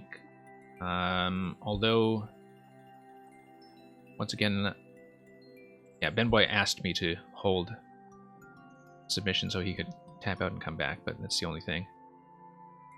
But let me look at the next one. Right, I remember, Brackenator, that you showed me that, or I saw it on the list, that you do have the Link and Old Link separation. I vaguely remember seeing that in some of your previous submissions. And that we had tried one of the Old Link forms, perhaps.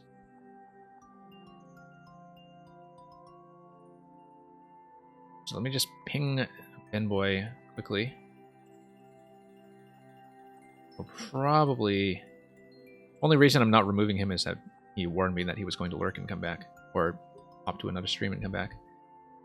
But in the meantime, I'm going to pull up the next one from Alice Sub-Zero just to see what it is. And we'll probably close up from there. Let me just read what the clear rate is. Now, as is usual, once I close up, I will try to do everything remaining. And if we finish with some time remaining, like if these tend to be really quick, then I can reopen. Actually, this is just a completely normal 1-1, so maybe no need to close just yet. Says the thumbnail image. Definitely just 1-1. Nothing suspicious here. Absolutely nothing. And YouTube V Baby, thank you for the submission. And Redox, we will take that request in just a moment. So let me just hop into the level here first. In fact, this is a good time to fulfill a request for number 35.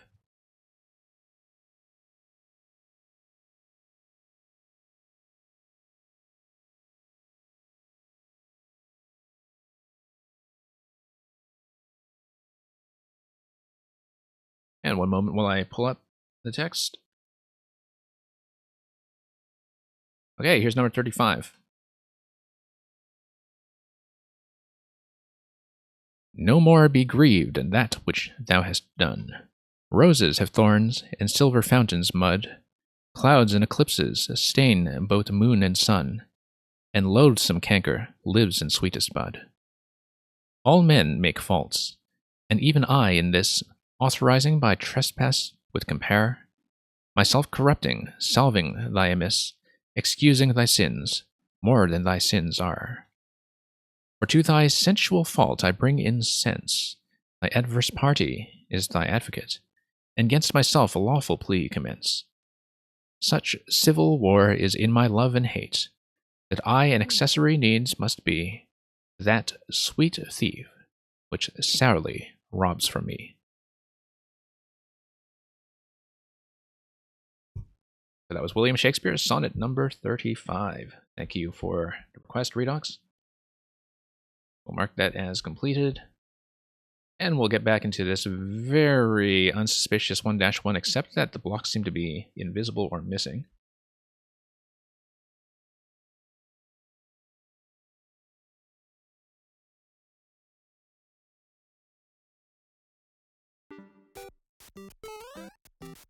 Okay.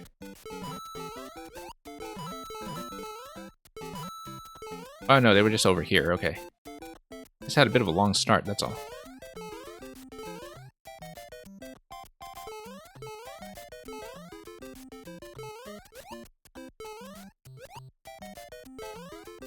And okay. Going to go down. And that's not suspicious at all. Nope. I've actually managed to escape some of these mole traps before. I've seen a couple of setups like this. That's CV1.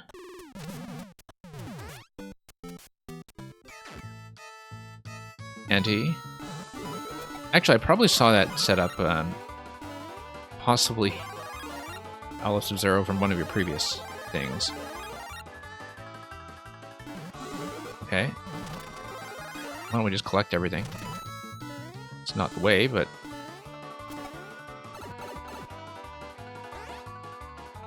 I see, that just refreshes you, and I need to dodge everything and hit the spike 3 times.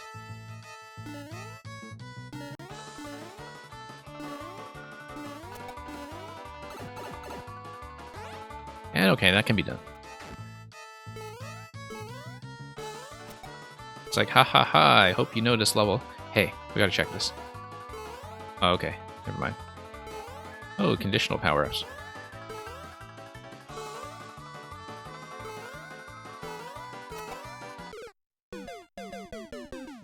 Have I checked out a high score documentary on Netflix yet?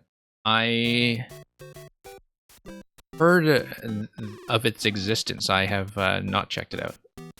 I know there is a documentary about video games called High Score, or a documentary series. I don't really know about it. But anyway, here's the CP1 setup that always makes me wonder how the clear check works if you run into something like that. I mean, I guess we never came forward to this location in the level to begin with. I'm just going backwards to see. It's like, oh, interesting, okay. That's why. I was wondering how that was gated.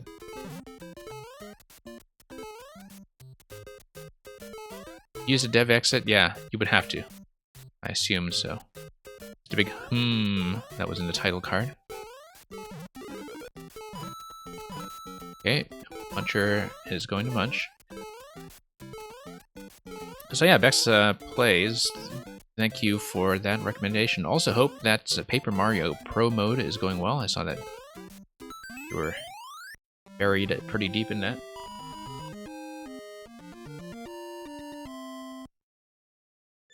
If you die, you win the level anyway, so who cares? Yeah, I'm always just kind of curious when I see checkpoint setups like that. Like when I saw the mole bring me up to CP1, I kind of assumed that was what was going to go on, because I had seen that structure before. But whenever I see something like that, I think about, okay, what's the sequence for me to try to break this and go for a dev exit? I guess from a maker perspective, I find that to be a mildly interesting problem. But yeah, at this point, we definitely should close. I will get through everybody who is still here. I'll punch in the next code first.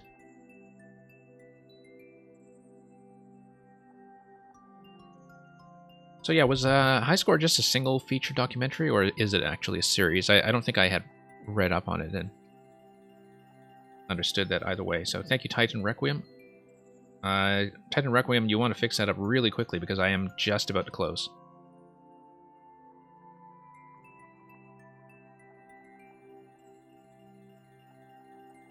I don't think Benboy ever actually did come back, but we'll just leave him in the list because he won't be able to resubmit if he comes back at this point, so.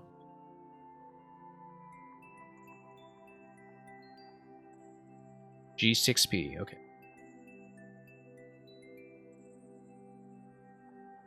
Thank you, Titan Requiem, and that will be the last submission we take. I do have to log off in about an hour's time or so, so I may not be able to spend as long as I would usually like on some of the harder submissions, just so people are aware. But I will try to at least see everybody. If I do not finish your level, I have to tap out early. You are welcome, unless there's some reason why it's terrible. You are generally welcome to resubmit to the next session, which will be the same time slot on Thursday. Or sometimes for the especially long levels, we have an overflow stream on the weekend when I wrap up some of the longer ones that we couldn't beat. So, let's take a look at 1K Man first. Resident Evil Outbreak. It was a typical night at Jay's bar. Some uninvited guests crashed the party. So, yeah, 1K Man, as I think we discussed, I have not actually played Resident Evil Outbreak, so I won't really get the references, but feel free to explain anything you like, and we'll take a look at the level.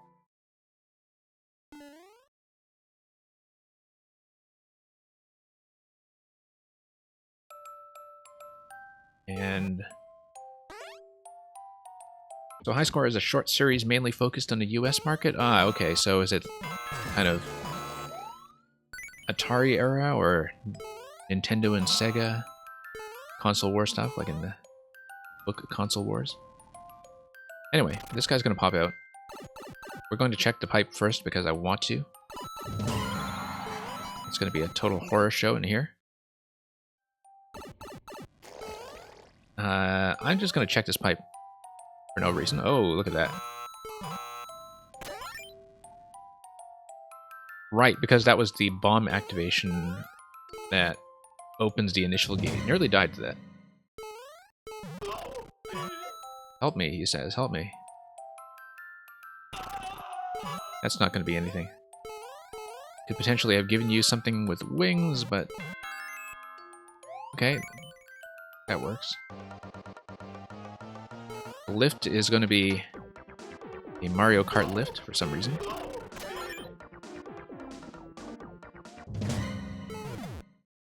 And poor Goomba is just going to get whacked. Let's let the Spiny do its thing. Check the top spot here. Nope, that's the top of the screen. Master Sword. Can I sneak around? Yes, I can. And... well, I mean, yeah, we could just wait for that bomb, but...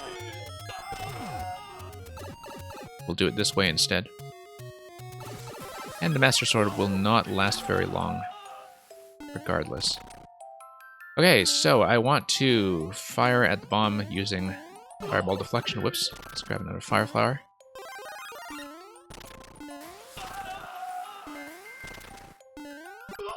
Okay, that's going to do it. I control all these dry bone zombies in the meantime. Let's get out of range of those guys. Okay, that works too.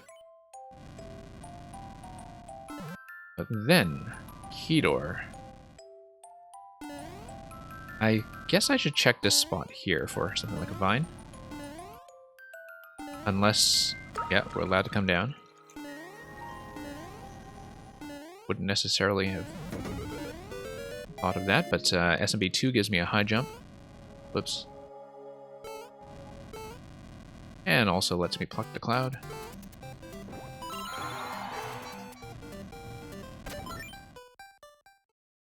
Truly visceral combat, yes. Very much so. Take that. And oh, there's more. It is the zombie apocalypse after all. But we can control some space just with sword, and then we can toss some bombs into the middle. Whoops. Let's head into the middle. Okay. There we go.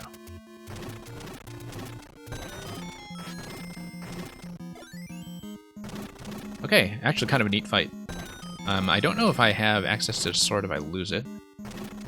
Not clear on that, but just... right through. Sound. Okay, sound's working.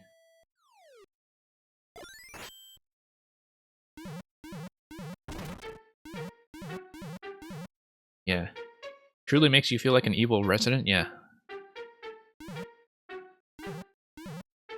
Resident Evil, that's a series where you play as a landlord trying to evict your tenants. Anyway, neat little music auto-scroll segment here.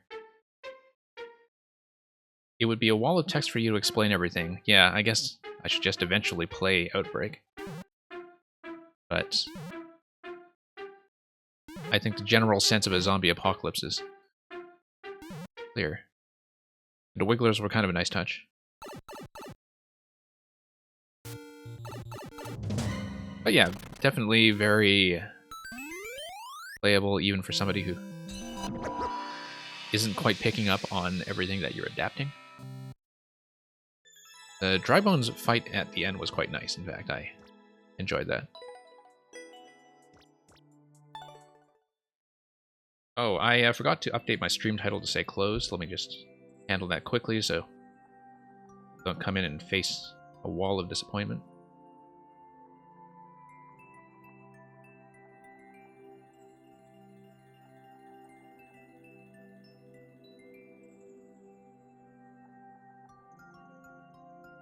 Let me make sure the bot is reflecting that properly as well.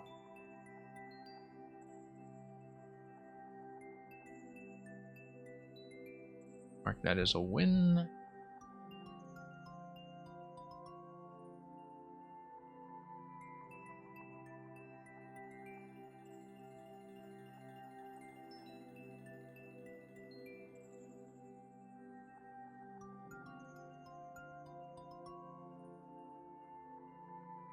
And we'll just do a removal on this one. He's got plenty of chances to come back. You can just send me code again if we actually have time. Let's pull up the person who came after that, which was YouTube V-Baby, if you were still here. I think they might have tapped out as well.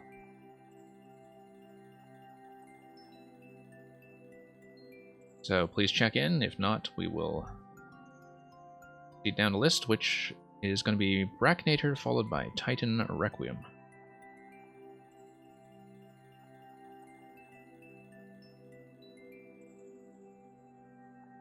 I don't know Titan State either, so we might have some time to see the no-jump version. V-Baby may or may not be a bot. Yeah, that happens.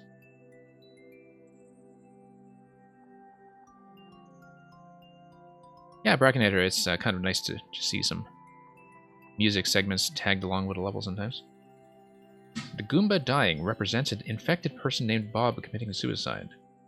Oh yeah, the Goomba, I remember that bit. The flying enemy being evil because the crows could knock you off the edge. The Wigglers being the bugs on harder difficulties and a big explosion detonator. Okay, I see, thank you. Inigo McFly, we didn't see you online earlier, but we have a really short queue, so I can open up for you briefly if you want to resubmit. Only because I saw you here earlier. But we did have to skip you, so put that back in if you want, and we will close immediately afterwards. Yeah, no worries about having dinner. I'll try to accommodate you, but at this point we're running a little bit tight on time, so just remove the current code, and we'll hopefully get Treasure Tracker in the woods. We'll close up. Yeah, thanks for coming back. I mean, I'm fairly casual about trying to run this fairly, so hopefully not going to be a huge wait for you. But we'll see, because we have the hard mode of Brackinator's level coming up next. And that could take a bit longer.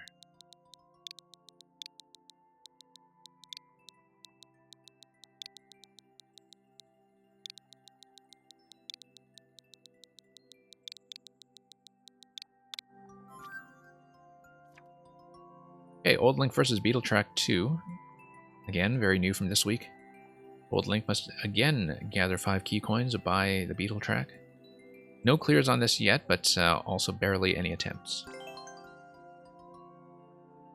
So we know how this works, but now we have to do it with the no jump condition, which also means no reloadable checkpoint at the start.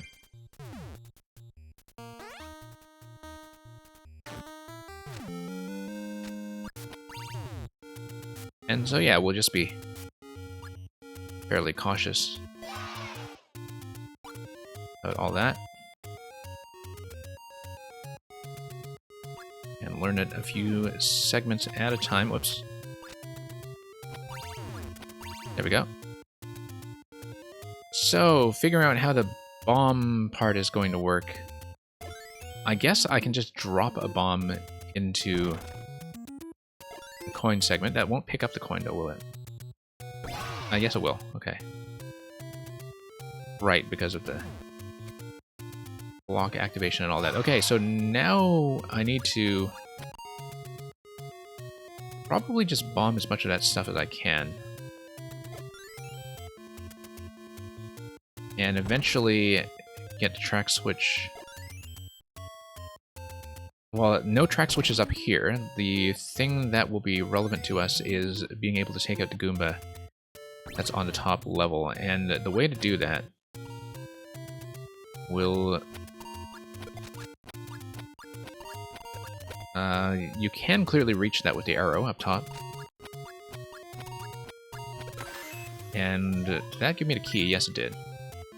So now we cycle around. Do I want the on state when I cycle around? I think I do.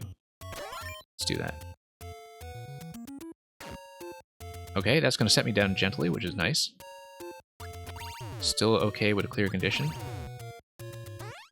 And that's going to enforce the on state coming in here. Which then allows me to think about how to get to the next segment. Now, this is going to be slightly different as we get into the central hub. That I need some pretty decent timing control, I think, over when that's going to be activated. Otherwise, I just wind up back here, but that's okay. We can just cycle back to the key door.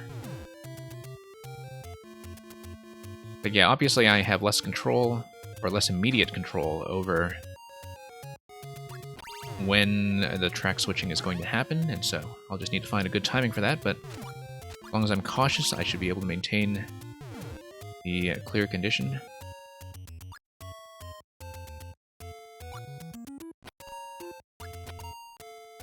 And yeah, we'll just see how that goes. I haven't quite mapped out how I will do the later segments without landing.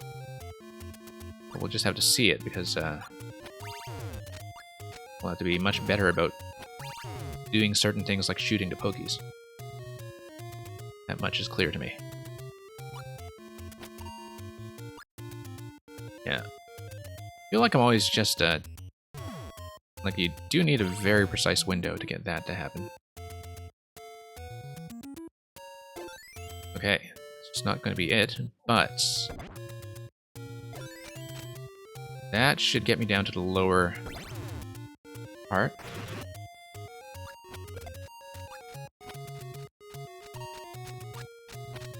Okay, that's going to cycle around, that's fine. And I don't know what the P-switch is about, but something is clearly affected by it up top. I also want this to cycle me back to the... Ah, yes, the P-switch deactivates everything to the right and allows me to probably hit that coin, although I think we'll eventually just have to reload through this segment anyway. I can't quite shoot that with the arrow from my current position. So why don't we just go back to the left. Think about this part later. Now, nope, timing's going to be all wrong there. It's okay, we'll just cycle back.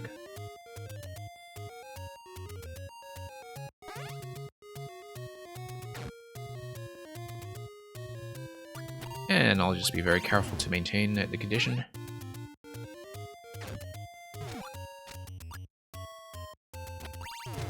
Oh, whoops.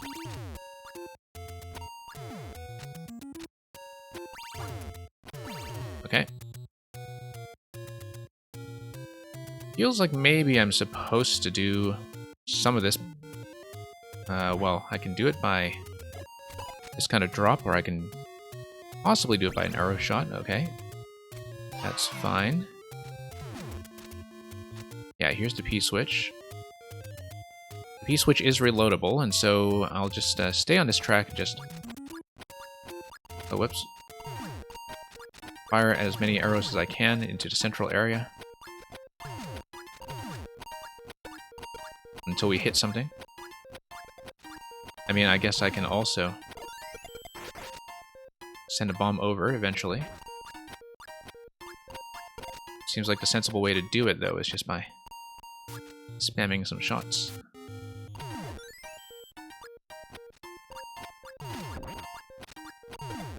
Until we hit the one with the key. And we just have the last one to deal with. Okay. Indicators on the clock show bomb timings, I see.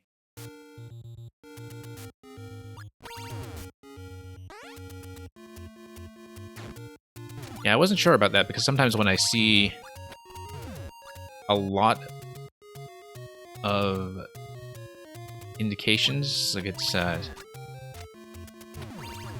one of those things where, you know, seeing too many of them can throw off my sense of how to read that information, but I see what you're talking about.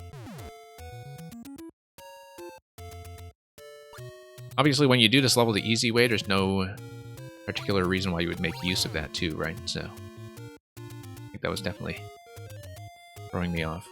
But I do know that the bomb timing... Oh, I see, okay. I do know this timing from previous experience. Okay. No, I didn't want to be sent back here. Go around.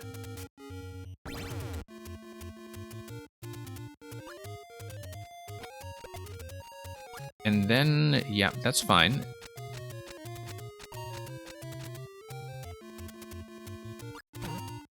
I do want to probably do some kind of bomb drop that allows me... Ah, no, that's fine too. That works. Going to lower me. That's going to lower me gently. And everything here is fine. Good. And that's just going to send me up. And through. Okay, not bad at all. Yeah, I think I appreciated a lot more about what you put into the design now that I've seen it the hard way, but it's also good that you're not just holding, you're not just throwing people into the hard mode directly. I think it is kind of important that you go into this understanding the concept, but I can definitely see why the design was tuned around doing it with the clear conditions, so works out quite well. And much easier than I expected it to be given my experience with the previous one, but that's because a lot of the interactions preserving the no jump condition or no land condition were things that I just hadn't tried, so thank you for the first clear.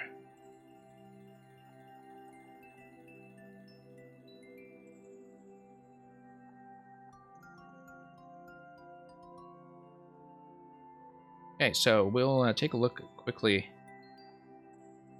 see whether Titan is here. If not, then we'll check with Inigo. If Inigo is still here. As then Inigo will be the last one we play today. When you get around to making your world, people should have a memory. Players should have a memory of the Link level when they play the old Link version. Yeah. Yeah, I mean, I don't know what kind of world structure you have in mind when it comes to using the easy and hard versions. But I can kind of tell that you're setting up for something. So Titan Requiem, please check in. If not, it's going to be a remove.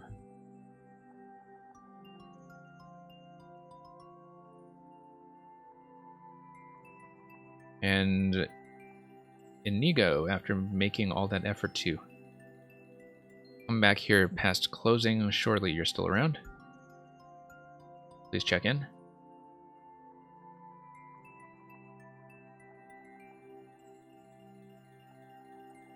Hey, Lupin Snoop. Lupin Snoop, if we don't have... I was about to, you know, just clear the rest of the queue, but we are basically checking if the last person in the queue is online. And if they're not, I can take one from you if you want to send me just one. Because we have time for probably one level. Yeah, we'll just open for you.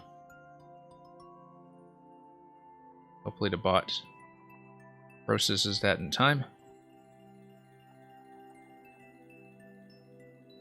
Also, Lupin Snoop, you will be happy to know that one of your sub-privileges, I think, is that all of your links will be allowed if you want to show me more tech. Because I did at least take subs off the screening for that. Let's take a look at Cape Flicks and Balloon Tricks. Assuming that Inigo was not here, let me see, because like Inigo left and then came back and then resubmitted into the queue and then seemed to leave again, so... Lupin Snoop has a code that is Donkey Kong Country 7BMYNF, and yeah, I know you have a list of people who just drop codes, but I also have a lot of people who do, like, legitimately, you know, need to step out and back in, and so I'm not too aggressive about screening that. They don't take up too much of my time. So, Cape Flicks and Balloon Tricks by Floaty Cape and Swift Balloon traverse these spiky clouds of doom. I like the thumbnail image already. That's a different cape feather than I usually see, but it does work. Unless you decide to read it as a broadsword covered in flowers. Okay, let's fly. Gonna be Team Jamp. Yeah, sometimes it's a BRB, and like Inigo has submitted here before, so I think that was just an issue of people having to duck out. Okay, so platform is going to go over to the right. We just need to float and... Whoops. It's going to float over to the right.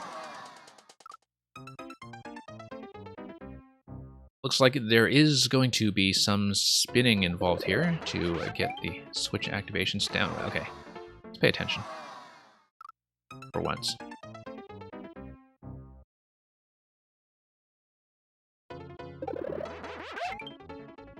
Hang on.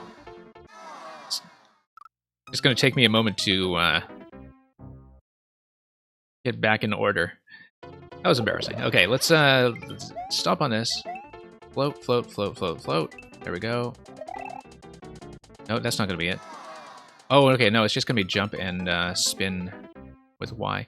I wasn't clear on that. I actually didn't know if the cape spin would activate on-off from the side, but I guess not. So, that's okay. Now we know, and we'll just do that. Level is a bit spicy, but pretty fun. Yeah. Don't mind spicy. Don't mind it at all. Okay. Now we grab the P. Said now we grab the P. The P switch will allow me to bop the on-off and then switch back to the cape that's on the succeeding track. Yeah, I see how this works. I just need to do a bit of the initial read.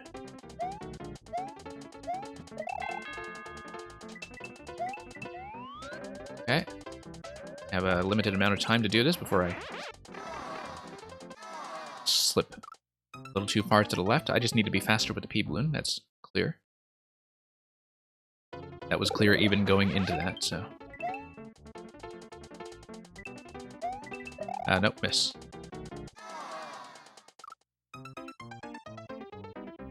General rule on hard levels is that they better be fun enough.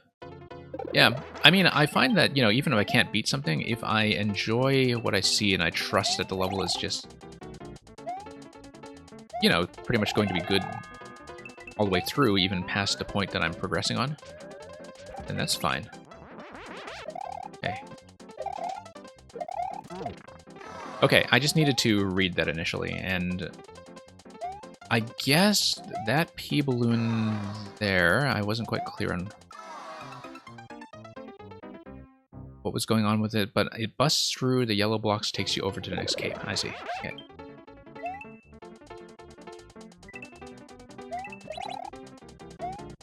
Yeah, and sometimes I do just need to let myself drop quickly with the cape. Something I don't consider carefully enough. Like here? No. Just bumping a bit too much with the P-balloon.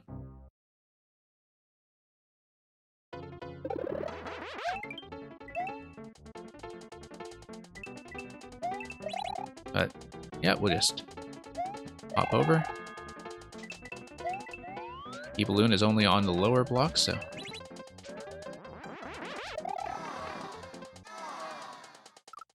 As you can see, the difficulty check here is just that I need to learn how to steer. And yeah, usually what happens with a P-balloon is that when I run into trouble, it is because I'm dashing too much and bumping where I shouldn't be. The time pressure here definitely encourages me to go fast here, and that's one of the things that's consideration. Okay. I like the cape spin that gives you access to the P-balloon. That's a nice touch.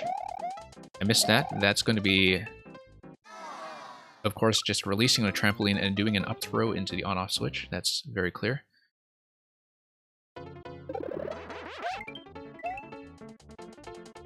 And okay, up we go.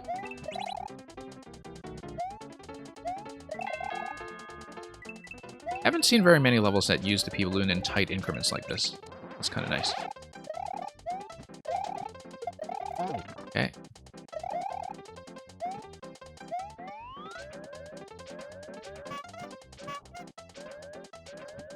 Miss. Okay, fine. We'll just be sad about it.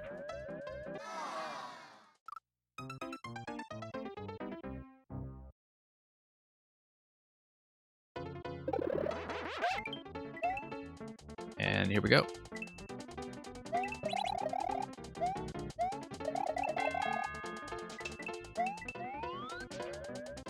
Like that.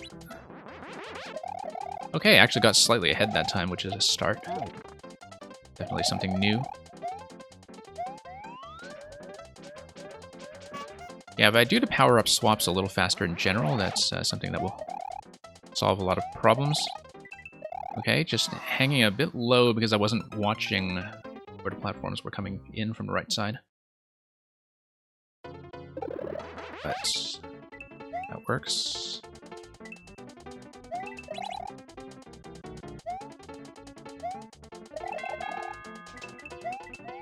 Okay.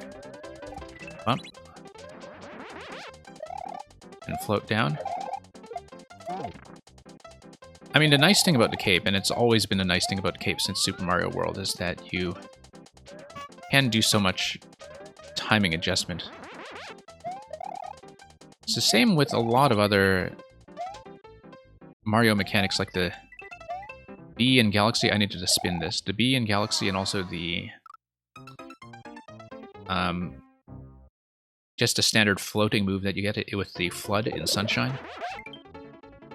That whenever you have anything like this with a bit of a soft landing timing, you just get so much room for adjustment. It's just consistently one of the better adjustments to Mario platforming mechanics that really gives you a big power bump. And it's sort of odd that it's so rarely seen, even with... Like, the Acorn kind of has it. But it's not quite the same thing as, you know, just having the micro adjustments that you can do, and very efficiently, like in a much less spammy fashion than with the Raccoon Tail. You saw a level with that idea to incorporate people into a Kaizo. Yeah.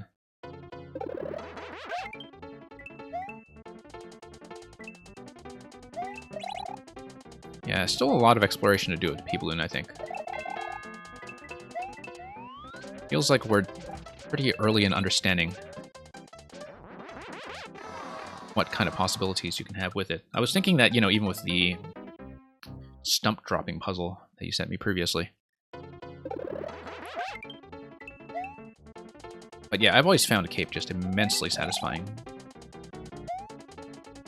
Because the landing control makes such a huge difference. That you're allowed to get a little bit ahead, you're allowed to be a little bit behind. And you can just fix that yourself. It's kind of nice to have that as something that's guided by player input. Oops. Okay. Yeah, that was a bit rough on my part. I needed the cape to spin this, grab the P on my way up, and it is going to be P-Balloon gated because, of course, you have no platform to stand on next to the exit pipe. Whoops.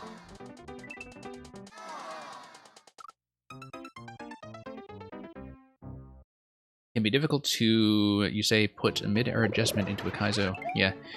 I mean, partly that's because I think a lot of the Kaizo genre is designed to be inflexible. Like, I know I saw a video of that thing that was going around a few weeks ago with, like, the latest, you know, Failstream 300-hour clear check or whatever it was he did. And he uses cape tech a lot in stuff like that, and did too in Maker 1, I think, for precisely that reason. That, you know, he's trying to make stuff that's reputationally super, super hard, and does that by trying to impose very specific adjustments.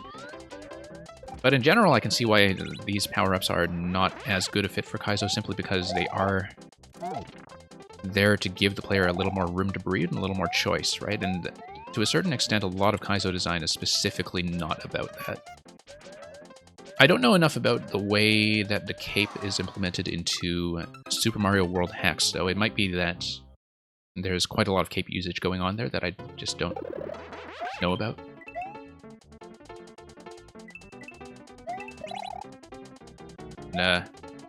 Yeah, lately I've been playing a number of the cape levels by Death to Spies as well that really use the cape spin. Because Death to Spies loves all the flight items in the game and tricking out the flight mechanics. And those I found really satisfying because often they would be a little tighter and speedier, but in a way that feels very responsive.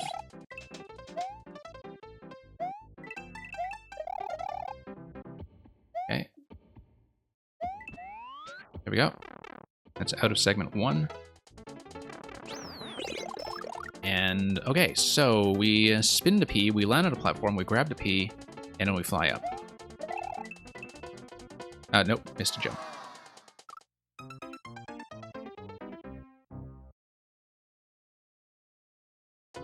And, yeah, like when you're trying to use an element like the feather, which is kind of there, like the strength is in the way it gives the player flexibility, right? And when you get something that expects you to be extremely precise about following orders with it, then, as you were saying, that does kind of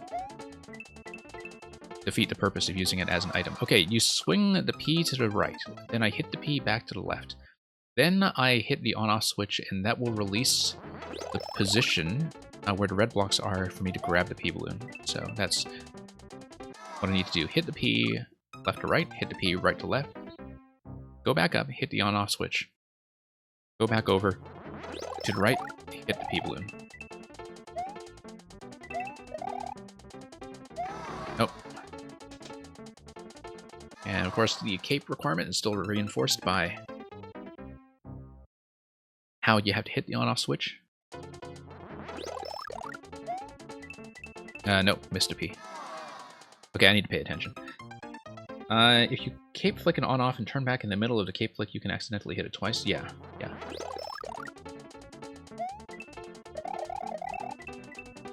There are definitely a few design risk factors like that. Okay, I just need to do a full float. That seems designed around a full float as the intended timing.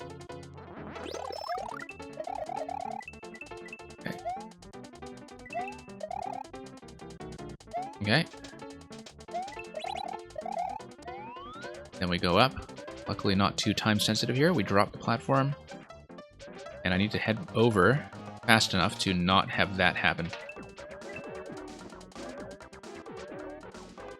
Okay, so I just need to get hit and squished. Used to have a POW to Muncher setup that people kept thinking was jank because only one Muncher died. Oh, because they expected the whole stack to come apart, or...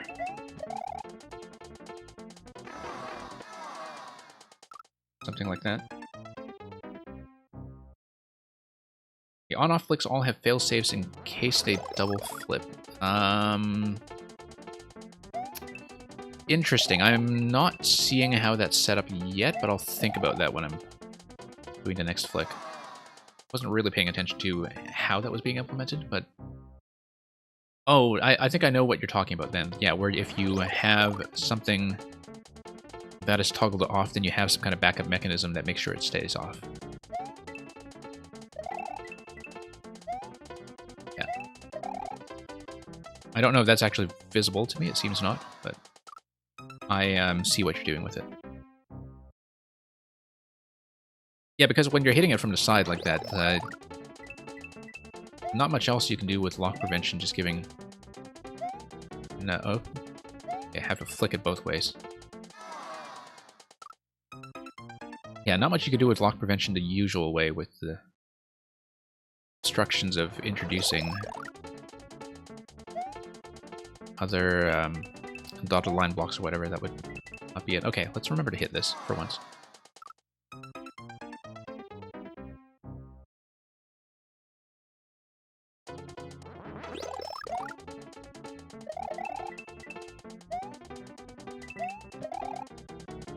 Okay, I need to drop a little bit faster to just get down to the diagonal part of the drop as soon as I can, so I don't get trapped.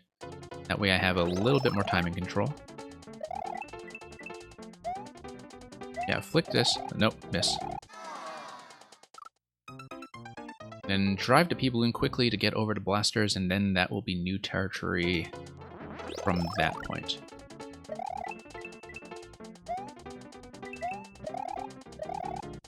Okay, there we go.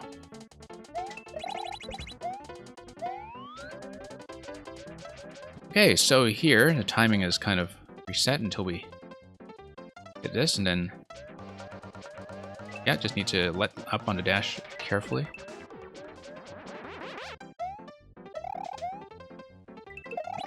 Okay, just came in a bit low on that. And that was actually partly because when I was coming out of the P-Balloon, I was letting up on a dash in a P-Balloon and kind of needed to adjust to it again once I picked up the cape. But it should be fairly simple to retrace all my steps there as long as I'm paying attention. I mean, the difficulty tuning is much better than I'm making it look. Just because I'm losing so many attempts to just being sloppy about reading it and remembering what's going on. Okay. There we go. Yeah, a bit of a slight drop. Drop quickly. Yeah, I see. I actually did trigger the reset mechanism that time.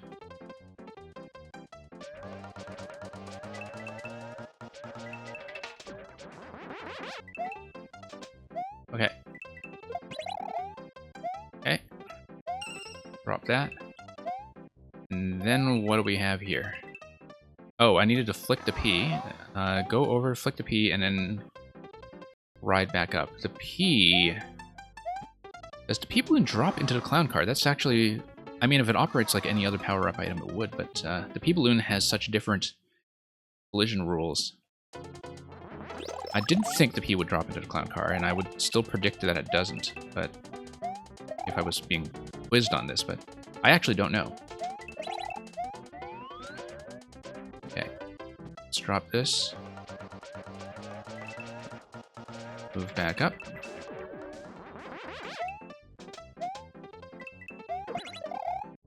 Miss. Yeah, I totally saw it failsafe when that happened. P-Balloon cannot enter a clown car normally, but It can enter a clown car if the P-Balloon is in the middle of moving from a cape flick. That seems like a really obscure interaction. I am not surprised that I had not encountered that at all before. I just can't think of a single circumstance where that had come up previously, and so I definitely didn't know. Because, like, how often are you going to see that, right?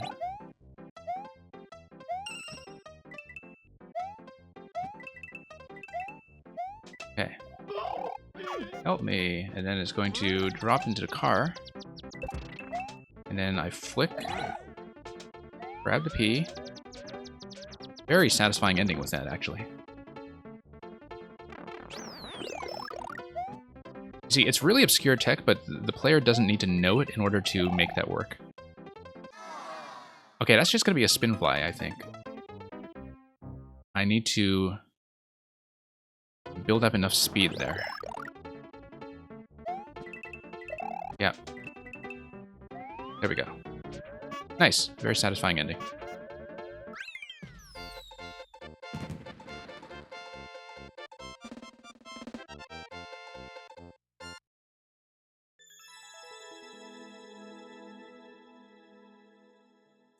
Okay, thank you for that.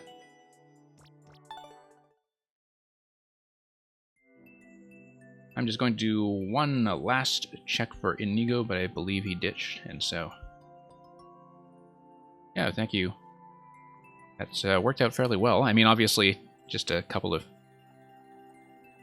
resets that were needed from, you know, forgetting to do the thing I know I'm supposed to do, but that happens fairly often. Yeah, it's a nice finish, too. I mean, I can tell why you would put the checkpoint there in case people are kind of uncertain or hesitant about the flying up with a spin at the end. But the clown car is a particularly nice moment. Because it shows you an obscure piece of tech, but the thing is that either way, the player doesn't need to know how it works in the editor in order to engage with it, and it's still a kind of surprising last moment that, as you can see, is pretty readable blind. It is something that has some tight spaces when it comes to some of the slopes and spikes. There are some moments, for instance, in the... for example, that diagonal drop right after checkpoint 1. You know, I do need to kind of control my speed pretty precisely when I'm dropping back down. There are a couple of spaces like that where I'm working around some fairly tight spaces, but at the same time, I can kind of see how that has been calibrated to match up with the track timings that you have and when you want the alternating power-ups to be live. So I think it's fine. From a difficulty tuning perspective, I don't really have issues with it. Definitely some things that just take some adjustment when I see them for the first time, but... and of course, you know, when you have the readability, sometimes it will depend on whether you understand what's going to happen to the P-Balloon. So for example, after CP1, the first time I see that, I'm thinking, oh, just one flick will do the trick. And I'll grab the P-Balloon and I'll just whack the on-off switch from the side that way. That's sort of what the initial read looks like. And that's just kind of unavoidable, because if I'm not thinking about, okay, how far is the P-Balloon actually going to be deflected? Like, if I don't know that as a rule, then I'm not necessarily going to see what's going to happen and predict it. But that's always going to be the case with, I think, something that is an unfamiliar interaction, like the cape flicking the balloon, is that the player just doesn't know what the rule is, and they just have to learn it by the end, and that's all there is to it.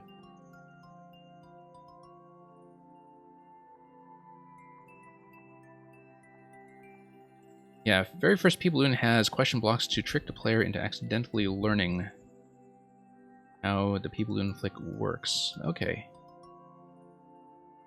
Yeah, I can't say that I actually noticed that. So I don't know if it's something that works. I believe Inigo did ditch, so we'll just remove, and that's going to be the end of the queue for today. As always, unless Inigo speaks up very, very soon, but I think this is actually the perfect time to finish up. How did I know to Cape Flick the first balloon? That's... Well, you have the first balloon that's sort of available from a question block, right? Is that what you're talking about? Oh, yeah, no. I was actually thinking about that as, oh, I thought the P balloon came out of the question block. I don't think I stopped to think about it as the Cape hitting the P. Like, I thought about that as I hit the question block and the P balloon came out of the question block, and maybe I just totally misread that. But that's certainly the way that that interaction felt. And so they are just targets, yeah, because they were overlapped. Okay, I see. Yeah, I didn't actually realize that. I thought I was spawning it. Which...